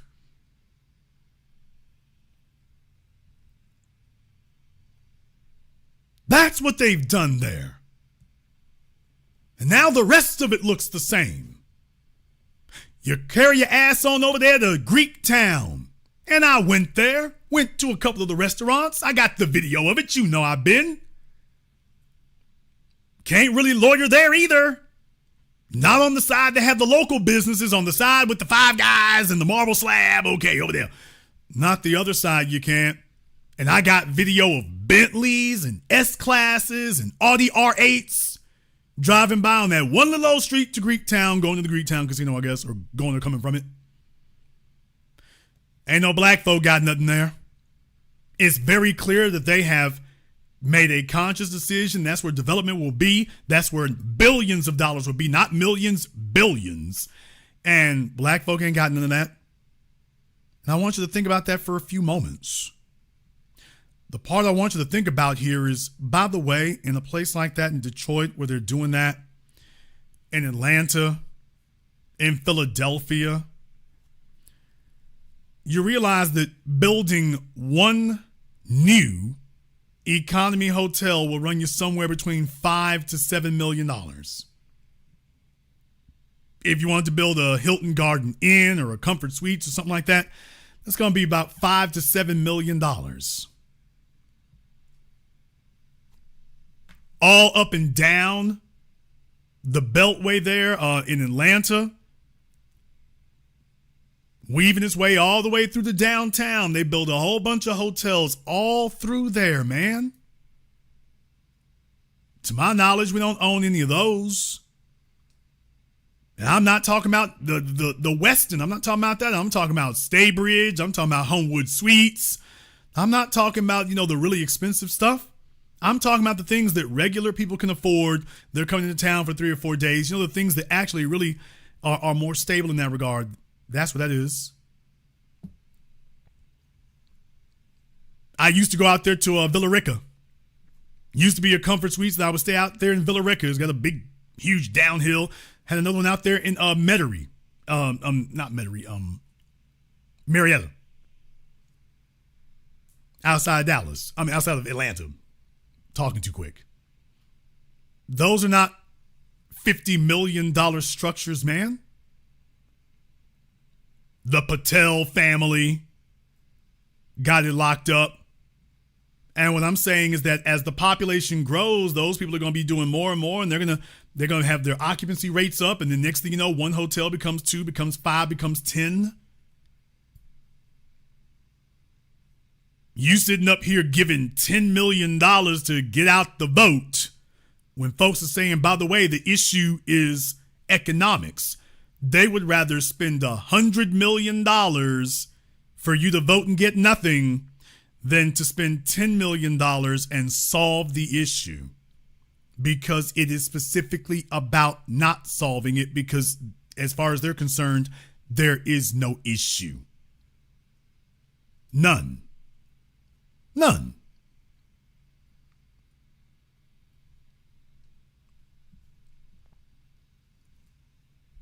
The problem grows. You take a look at Birmingham, Alabama, downtown Birmingham, Alabama. I was there when they were clearing the land and when they started putting up the concrete structure for, what is that, the Legacy Arena? Right across the street from, what was it, the Westin? Right across the street from that. Where, forget the name of the restaurant. Off the top of my head, is that Fogo de Chao? I want to say there's the Sheraton there, there's the Westin, and there's, I want to say it's the Fogo de Chao. Right across the street from that, Interstate 20 was weaving through there. They knocked down every damn thing. Hell, you have to slow your car down coming through there because they made a giant S going through downtown. They were determined to get that done. I don't know if it's any better or not. But I do know they spending a bunch of damn money right there. So even in Birmingham, Alabama, which has never been some major center of commerce, but by the way, now they're off and going. Would be nice to have some reasonably priced hotel space down there. All right. They would rather spend $100 million to remain exactly the way it is than $10 million to fix the issue. Because you see, once you got that right there, your mind changes. Things change. The questions that folk ask are changing, especially if they've actually got it.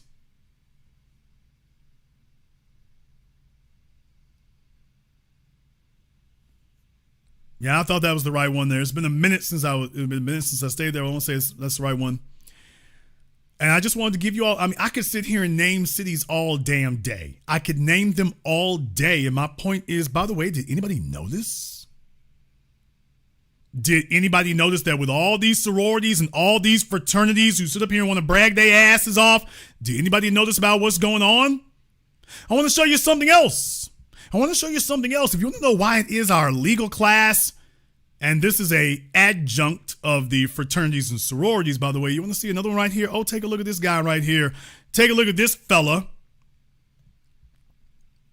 Alan Orr Jr. Esquire, because one title isn't enough. Negroes love their titles. One title is not enough. Not for this guy. You want to know what happened to your black legal class? You want to know what happened to your black attorney class? I'll show you what happened to it. This guy, all he wants to talk about is illegal aliens and how we need them. And I'm serious. Literally talking about we need that. What is he doing? This guy's reposting. She got on her Chuck Taylors today. All right. Yeah, this is the kind of Negro who votes for Kamala. Yeah, that's it. Time to stop the madness and lies. Immigrants aren't taking benefits from black Americans. What? Lie. The real issue, leadership choices and false narratives. Let's focus on unity and facts, not division and myths. So he's telling you that everything we're seeing isn't real. There are no government programs that provide loans to undocumented immigrants to start businesses. Undocumented immigrants are not eligible for most government financial support, including business loans. Folks, so who are they handing all them checks out to in New York and Chicago? Who are they handing out all those checks to in New York and Chicago? Hell, they were giving COVID money. Who's handing out all the damn checks to them then? Who gave them their checks then, buddy? He will gladly sit there and lie to your face. He'll gladly just sit there and lie to your face.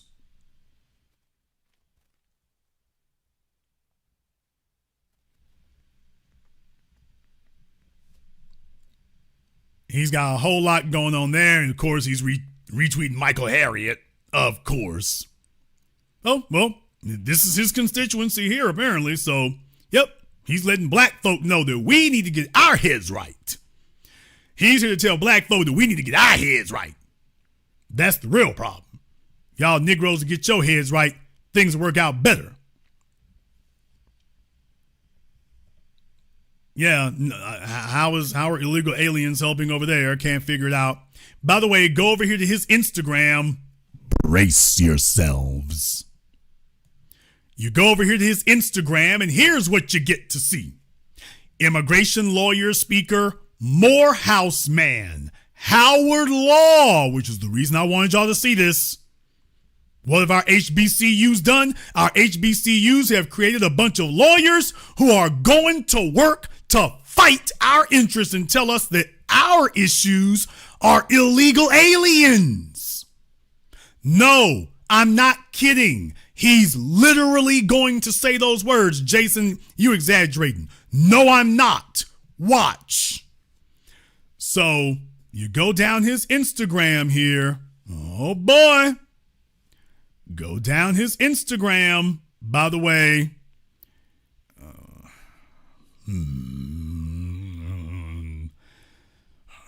looking sus. Is this the lead attorney's cousin? What? I don't know. Looking sus. Looking like a moist version of the lead attorney. Even color coordinated. He looking like a moist lead attorney. What is going on? What is going on? Okay, I'm probably overstating the moist part, right? I'm probably overstating that, all right. Well, they're getting together here. 80% of undocumented immigrants have lived in the U.S. for a decade. That's like, so 80% of fugitives, if they're out for a decade. Okay, so what you trying to say? 80% of fugitives, if they can stay on the run for a decade and not get caught, we should just, okay, chalk it up to the game, let bygones be bygones, really? Unveiled plan to limit asylum. Boy, they big and supporting there. All right, go vote. Boy, he's back again, bro. What is you trying to catch? What is he trying to catch? I don't get it. What is he trying to catch? Okay. Jason, you playing around. Actually, I'm not. Stick with me.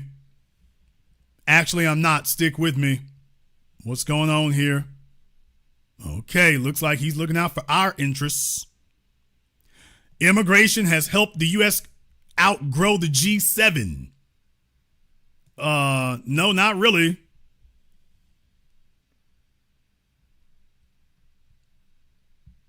He goes to grab anything that has to do with illegal aliens. He's there for it. Here he is. What is going on? What is going on? All right. Okay. All right. Well, Jason,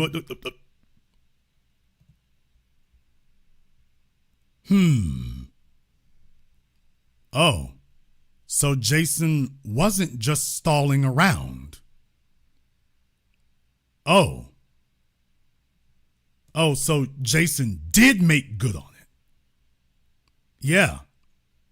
There you are. Right there.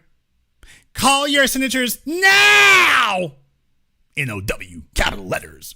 And urge them to prioritize the safety and well-being of those seeking refuge. Immigrant lives are non-negotiable. So he outright says it. Illegal aliens are a black issue. How many of y'all have been to Mexico, Central America, and South America, and they were down there telling their governments that black people are a Mexican issue? Black people are a Costa Rican issue. Black people are a Venezuelan issue. Black people are a Brazilian issue. Asking for a friend.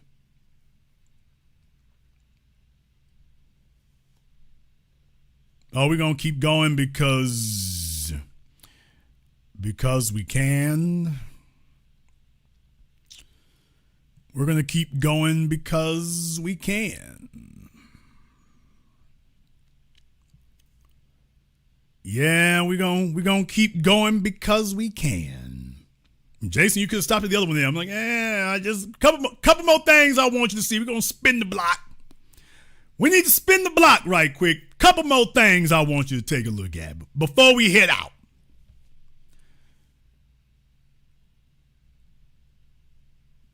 I'm just saying that he's got every issue on his mind except black folk.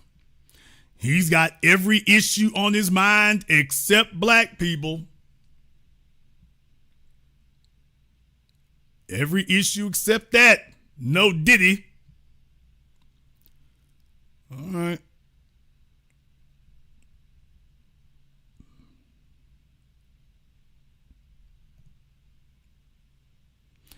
Y'all, do these people got his ass dressed up like a big black Keebler elf? What?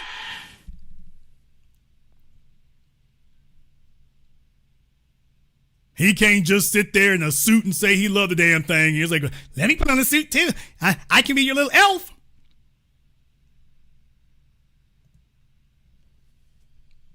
Just thought I'd put that in its proper context.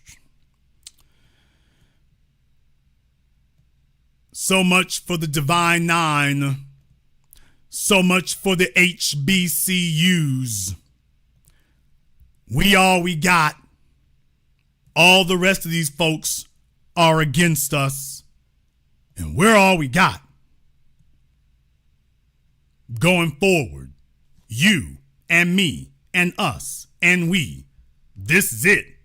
The old institutions, the old niggas, man, they AWOL. We're all we got. We're all we got. These folks have millions of dollars that they're getting together there where black people are concerned, but only if they can target us with it.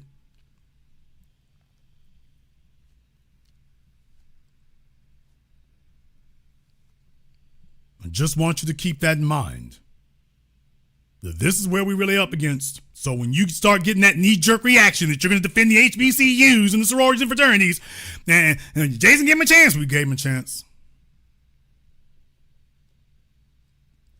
We already gave him a chance. That ship has sailed and sunk.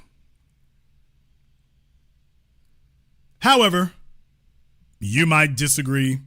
Therefore, we're going to go ahead and open up the Zoom here in just a few moments. In the meantime, I want to thank everyone who has contributed to support tonight's program on PayPal, Super Chat, Venmo. Thank you very much here to Descendants Lair in the chat room. Don't spend your whole paycheck, just most of it. Thank you there to Ken Sale, Poetic Justice, Seven San Simone, Raven Knight, and everybody else here who's black to death and everyone who's gifting memberships. Thank you very much for your support. My man, Mr. Rich Berg, and my name is Cocaine. Thank you very much for your support here tonight as well. We're going to go ahead and take a very brief commercial, non-commercial break. When we come back, we might take a few calls here. This is the Black Channel. Are you looking for real financial advice? Thornton Financial is here to help. Certified financial planner Jason Thornton specializes in tax and wealth planning. Are you living paycheck to paycheck with no retirement plan? Do you need help with the IRS? Book your free consultation with Thornton Financial today. Budgeting, savings, debt management, and retirement. Even tax debt settlements. Get the advice you need to live your best life. Book your free consultation appointment today. Go to www.thornton-financial.com. Hi, I'm Mr. B, and I welcome you to visit my website, mrbtheteacher.com. Explore our site for my latest book, my blog, and podcast that are packed with insightful articles, tips, and strategies to help students navigate the educational journey. Need more help? Check out my education consulting and tutoring services for engaging lessons, downloadable resources, and personalized learning plans. Please join us at mrbtheteacher.com today. Thank you all for listening.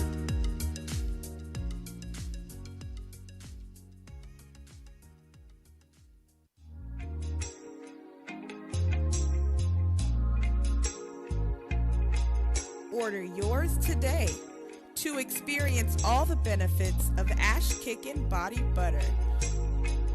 With skin so smooth and soft, you'll thank us for it.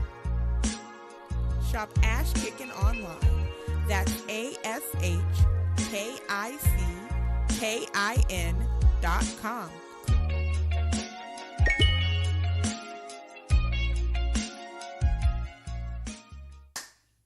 Hi, this is Brenda Starr, creator of Poetry with a Purpose and author of the book Pressed But Not Crushed. Pressed But Not Crushed is an anthology of political poems that address current and historical issues in American descendants of slave population and African American population.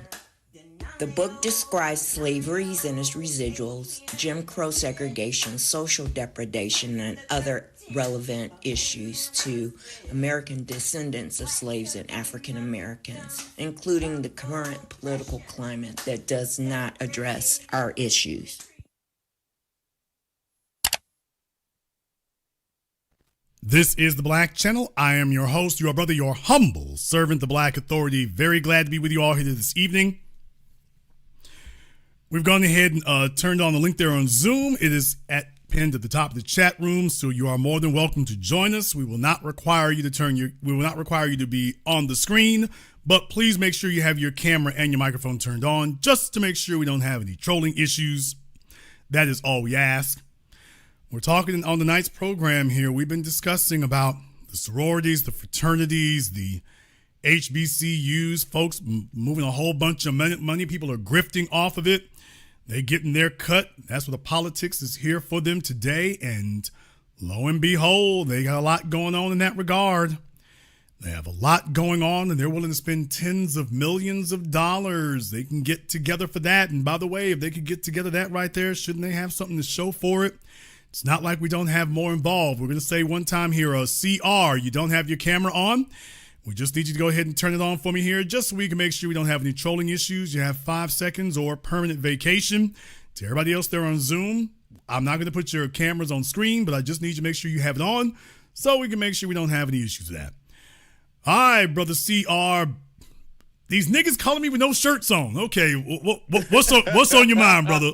What is on your mind? I didn't know you wanted me to put the video on. I mean, he looking silky smooth over there, y'all, too. He don't even look like he got eyebrows. He don't look like he got a speck of hair on him. So it's, all right, brother, you hyped tonight. What's on your mind?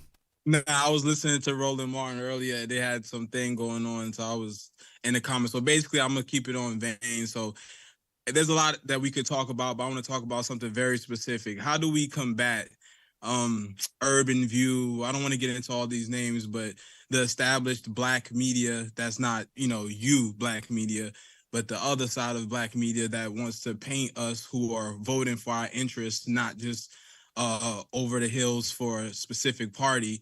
They're trying to paint us as xenophobic, as separatists or whatever, making our attempt to delineate and advocate for obviously our interests. They're making it seem like we're some type of conservative funded or foreign funded, the whole game they play. I feel like it's coming to a head right now where our voice is getting so loud that everyone's calling their radio stations, everyone's writing in and saying the same thing. I think the work you've done and everybody on this side of the ledger is starting to really, it's always made a difference, but it's coming to a head, obviously, with this being the election year. But how do we continue to show our legitimacy and make it clear that it's not somebody funding us, because that's what they say too. Well, I mean, they don't think that's a lie. When they were saying the Russian bots thing, Joy Reid knew it was a lie then. Angela Rye knew it was a lie then.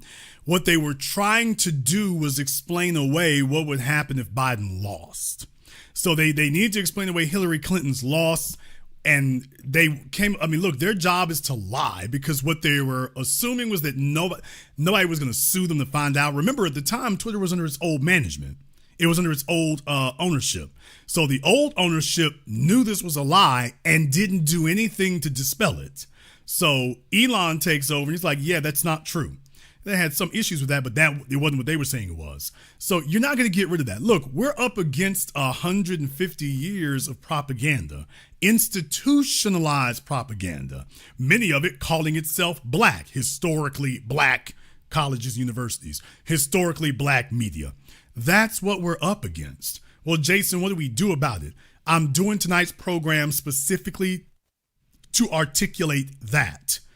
These folk have gone to school for decades. They're doctors, they're lawyers, they're educators at colleges, small business owners, real small, consultants, and the professional Negro class. This is what they support. So I got to make it clear, well, how do you fight that? The only way you can fight a white supremacist economy, the only way you can fight a coon economy is with a black empowerment one.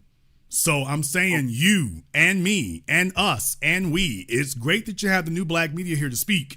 That's not nearly enough. So all hands need to be on deck. Everybody needs to get their money together. Everyone needs to be money motivated. Jewish people learned their lesson with World War II. The lesson they learned from World War II is they hate us because we're Jews, but they can victimize us because we're poor. And they went to work and said, we don't give a damn what you call us. You can talk about our jewelry stores. You can talk about our banks. You can talk about our law offices. Say whatever the hell you want to. Our money is stacked up and ready if you come for us again. And guess what? It's going to work just like that. That's where we need to be. I'm just one guy. I got a group of folk here, but the mission is clear for everybody. That's what we need to be doing, because these other folks, the boule, the fraternities, the sororities, they're organized. They're puny. I didn't say they're geniuses because they're not, but they're organized enough. They're not tremendously organized, but what they're showing you now is, we're organized enough. It wouldn't take a hell of a whole lot to stop that, but let me tell you, somebody who is organized, giving 10% effort is going to beat somebody who is organized, or God forbid, disorganized, giving 2% effort every single day of the year. You're not going to shut them up. You can only overpower them if you can outspend them. Thank you very much for giving us a call here tonight. Yeah, that brother was looking like his name is Young Chocolate.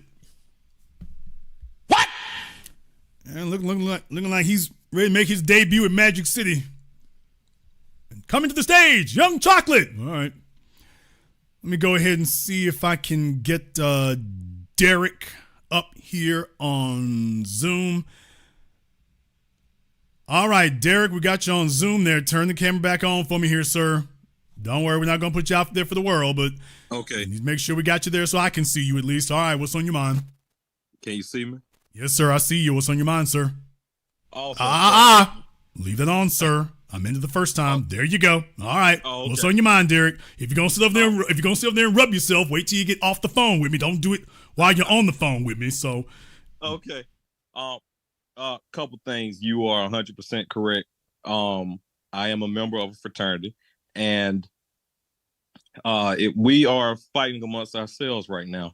And we're fighting amongst ourselves because we do not all agree that we should support the Democratic ticket. And one of the reasons for that is because we too are tired of not getting those resources that are owed to foundational Black Americans. So just wanted you to know that you all are not in your fight alone, and that we're doing everything on our end as well. So it might not be which frat are you in? I'm a member of Kappa Alpha Psi. Okay. And what exactly are they saying to you all? Oh my goodness. I have been called some of everything. Coon, MAGA, you name it. I've been called everything that you guys are getting. Well, there are those of us that are getting called the same things and primarily it's the older guys, man. It's not even the younger cats. And if they are younger, they are not of the slave lineage descent. So we're getting called some of everything, but we are standing on code and we are 10 toes down. We will not be shaken. And yes, we are. Hey, cut the check. I want y'all to understand something. When you talk about it's the older cats, yeah, I want y'all to understand, because I've seen it. Okay, I'm older than a lot of y'all. I want you to understand I've seen it.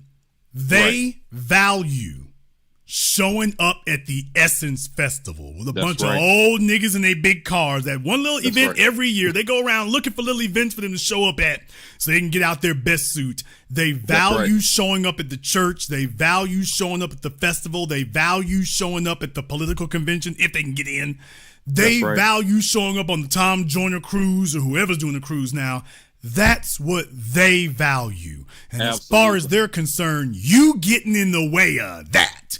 Yep. These are niggas who ain't fighting. They're not competing. They're not building anything. They didn't build anything before. They're not trying to build anything now. And as far as they're concerned, you are an impediment to what they're trying to do, which is merely have a peaceful death. That's all they're looking for.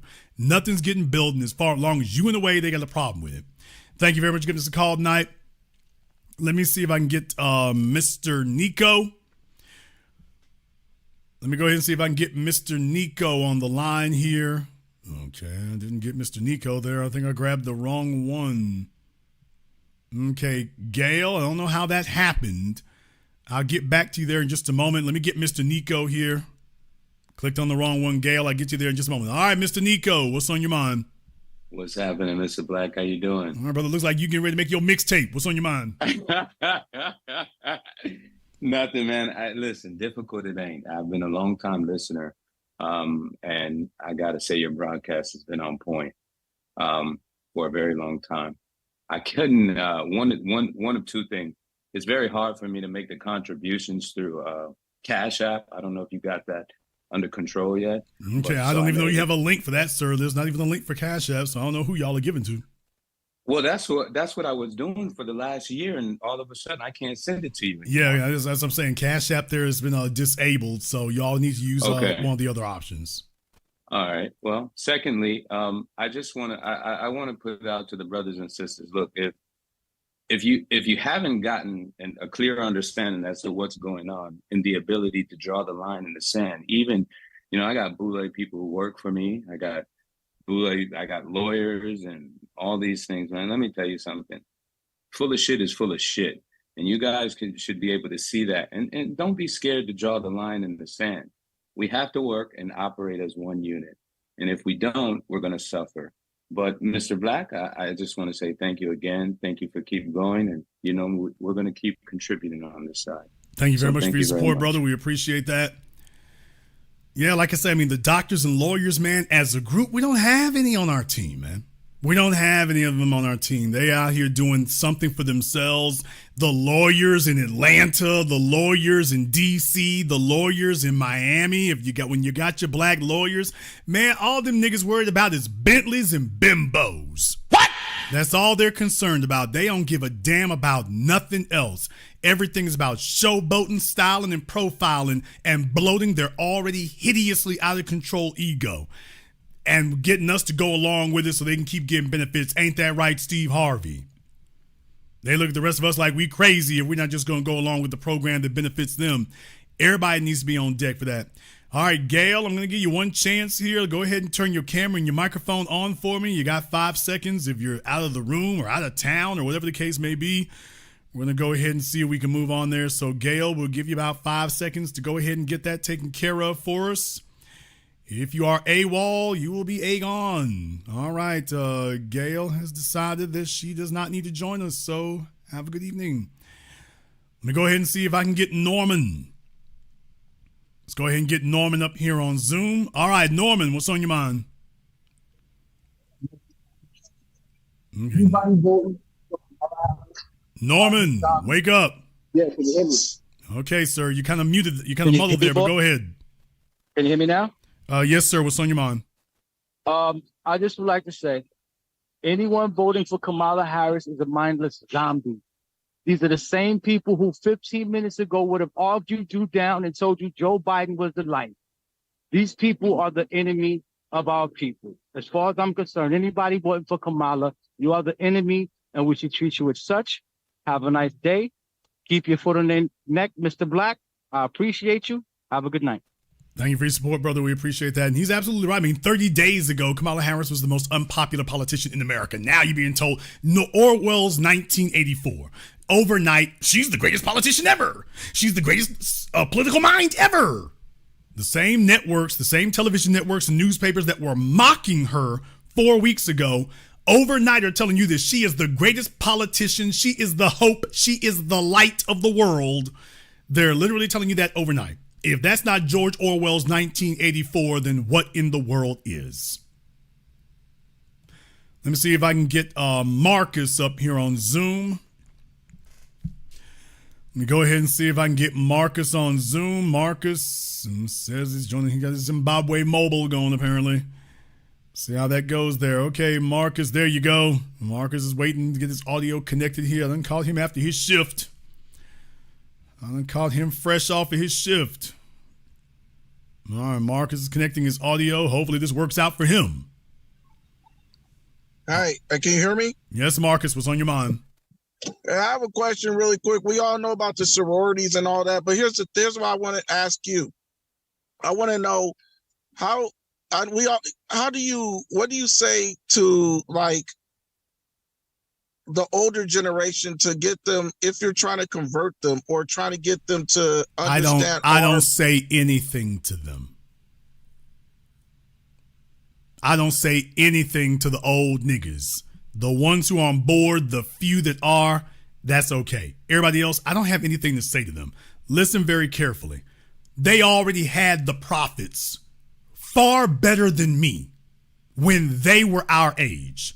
Malcolm was alive. Medgar was alive. Huey Newton was alive. Dr. King was alive. Elijah Muhammad was alive. Dr. John Henry Clark, Joseph Ben Yochanan, they were alive. Francis Cress Welsing, they were alive. They ignored them. We got interviews, a man on the street interview with Malcolm X talking to a reporter, and the reporter had absolutely no problem finding a coon right next to Malcolm. Oh, we need to just get to work and, put our pants up. And that was during his day, man. So we don't, those folks, all they are today is elderly. And let's also take a look at the demographics of it. It's also, even the Democrats are not looking for old folk no more. The baby boomer generation, the civil rights generation is dying out. You got a crop of people that every year it's getting catastrophically less and less and less. That's not a growth stock. Everybody is looking for the next group of voters. That's why I've been talking to them now for the last decade and a half. So, brother, no, the old folk, please understand this. This might be a concept that you don't gravitate to, but please understand how they see things. When they were your age, they wasn't trying to fight. They weren't trying to have no revolution. They damn sure don't want one today. You want revolutionary change. Them old folk you talking about just want a peaceful death. That's their goal. So all they hear you talking about is, quote, stirring up trouble. You're not gonna move them.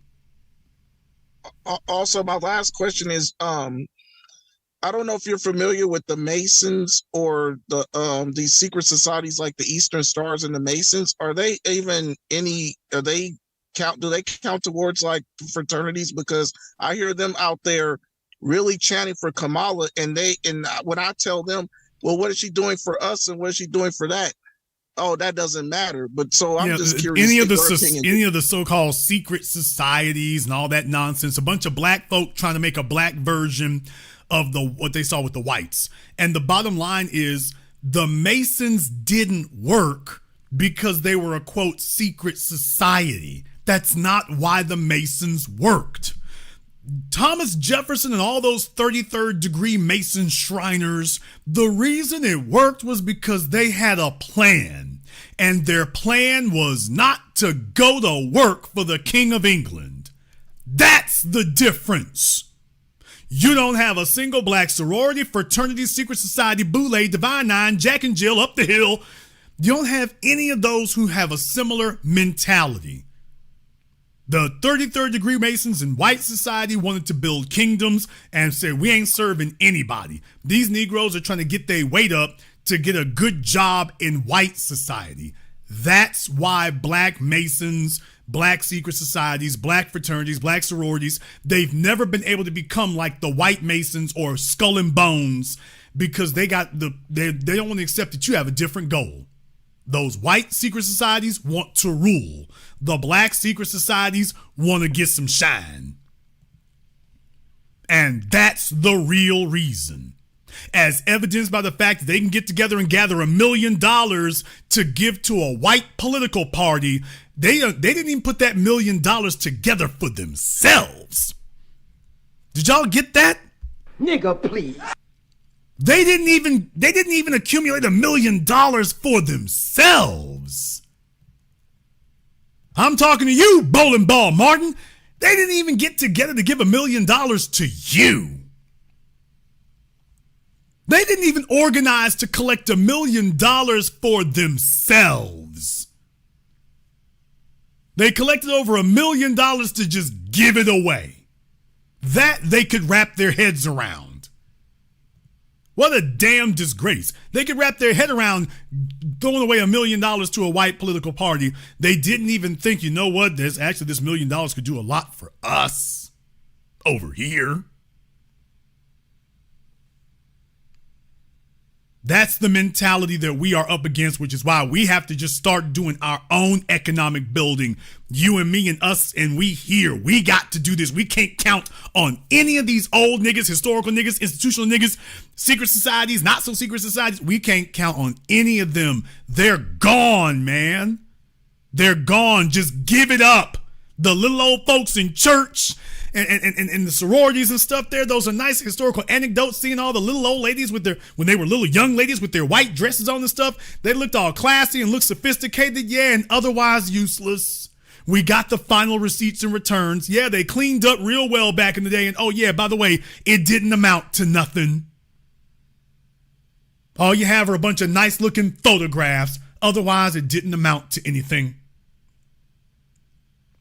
We just got to level with the truth.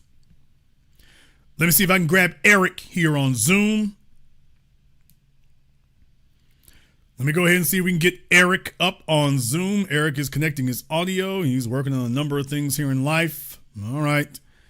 There you go. All right, Eric, what is on your... unmute yourself, Eric. Okay, this nigga got oil drilling fingers. Unmute yourself, sir. Okay, can you hear me, sir? There you go. All right, Eric, what's on your mind? All right, first things first, man. Love your broadcast. This Indiegogo, man, I owe you 3 of these 1500s, man. So where should I send it to Indiegogo this month? No, you can't do that. Boy, he is late as hell. Anyway, what you can do, just send it you can send it to my PayPal, because that's the only way you're going to get such a large amount there. You can send it there and just put a note on it. But if you're going to do that, you need just make sure you put a note on it with all your information each time you do that, because you can't. The Indiegogo's been closed. Okay, cool. All right, man. You kind of stole my thunder with these this Black Boule sorors and fraternity guys. I truly believe their problem is they believe that they were going to use white supremacy in their favor instead of what the initial plan was for the white supremacy. This is how we get, I used to go to Jackson State. This is how we get a Hispanic head drum major. This is how we get your Indian, AKA, your white Kappas. I mean, it's just pretty ridiculous, but I just want to address Roland Martin. You should have known that when you sign up to become a Black Greek, first of all, that's an oxymoron, but second of all, you should have known that the Black plight was out of the window for you. You're gonna have to do their will or do their bidding or whatever. Well, so, remember, that's not his perspective. I have to remind you all. I was the guy who had to tell people years ago when Roland Martin spoke to the preeminent white supremacist of our time, Richard Spencer.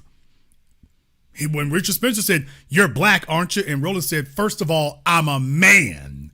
I'm a man. I'm a Christian." He did everything he could to distance himself from being Black. So let that be his epitaph. He told you what he values. When you nose to nose with Richard Spencer and Richard Spencer calls you out for being Black and you ain't sending on it, he's telling you what he's about. That's true. He wishes they call themselves Black Greeks because he wishes he could be a white Greek, and he can't be that. So, oh well. But he's letting you know, just like Oprah Winfrey fantasized that she could be Mary Tyler Moore to the extent that she paid to recreate the opening for Mary Tyler Moore with herself instead of Mary Tyler Moore. Yeah, that's what these guys are. So your Black Greeks, brother, they wish they could be the white Greeks. Straight up and down, it is what it is. Well, I tell you what, in that same sentence, I mean, you and Professor Black Truth always talk about, white supremacy always goes for both sides. I used to work at Jackson State myself, and, in orientation, you had to go sit in the president's office. And it's a map on the wall that says University of Mississippi Urban Campus. And I'm not really certain a lot of people understand that Ole Miss owns Jackson State.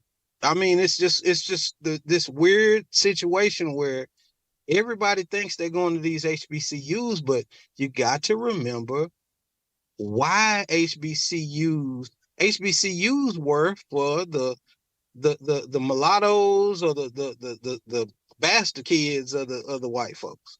So I just want to say that, sir, and look, black first, brother. Black first, brother. Thank you very much for giving us a call tonight. We appreciate that. And like I say, I mean, we have to be honest with ourselves about who these folks are, who these institutions are. We have to be honest with ourselves about that. Because if we are not, it doesn't serve us. It doesn't serve us. We don't need to pussyfoot about that at all.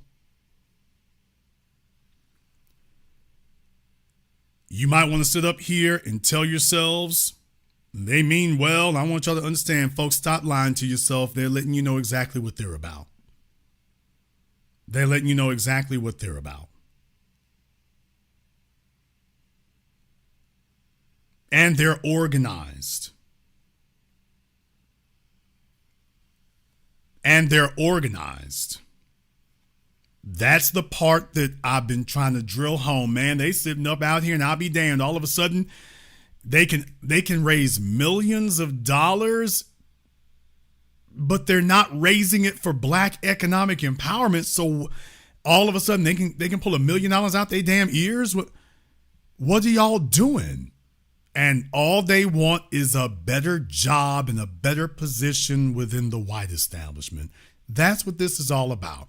So everybody who just wants to improve your position within the system for your own individual gain, and you figure you're going to sell everybody else down the river and you're going to be all right, well, go over there with them, man. Go over there with them. And we'll see how it goes. See, what the sororities and fraternities tell themselves, well, don't worry, we mobbed up with the white folks, so we're with the winning side. And throughout history, you've always had to deal with that. Throughout history, you've always had to deal with the collaborators.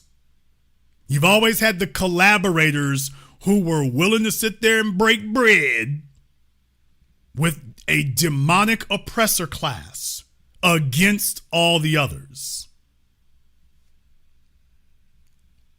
And from here, I just want us to be aware of that and just understand, organize. They're not geniuses. They're not these incredibly great, prescient, profound minds. They're damn sure not that. But folks, truth is truth. 10% organized beats 0% organized every day of the year. We need to acknowledge that. We're going to go ahead and wrap things up here tonight. If you are new here to the Black Channel, welcome to the Haven of Intelligent Black Thought. We do this every weekend, every holiday, and some days in between. Click that red subscribe button. Click that yellow notification bell. Join us each and every time that we're here. If you haven't been to our website, blackchannelfilms.com, you want to go and check out our groundbreaking best-selling documentary work, 7 a.m., Gentrified, Race War, all available on DVD and streaming. Go to blackchannelfilms.com. That is blackchannelfilms.com. I want to thank Mr. Fontes, Go-Go, and everyone else here who has contributed to support tonight's program on PayPal, Super Chat, Venmo. Thank you all for tuning in live or recorded. Thank you for liking, subscribing, and sharing.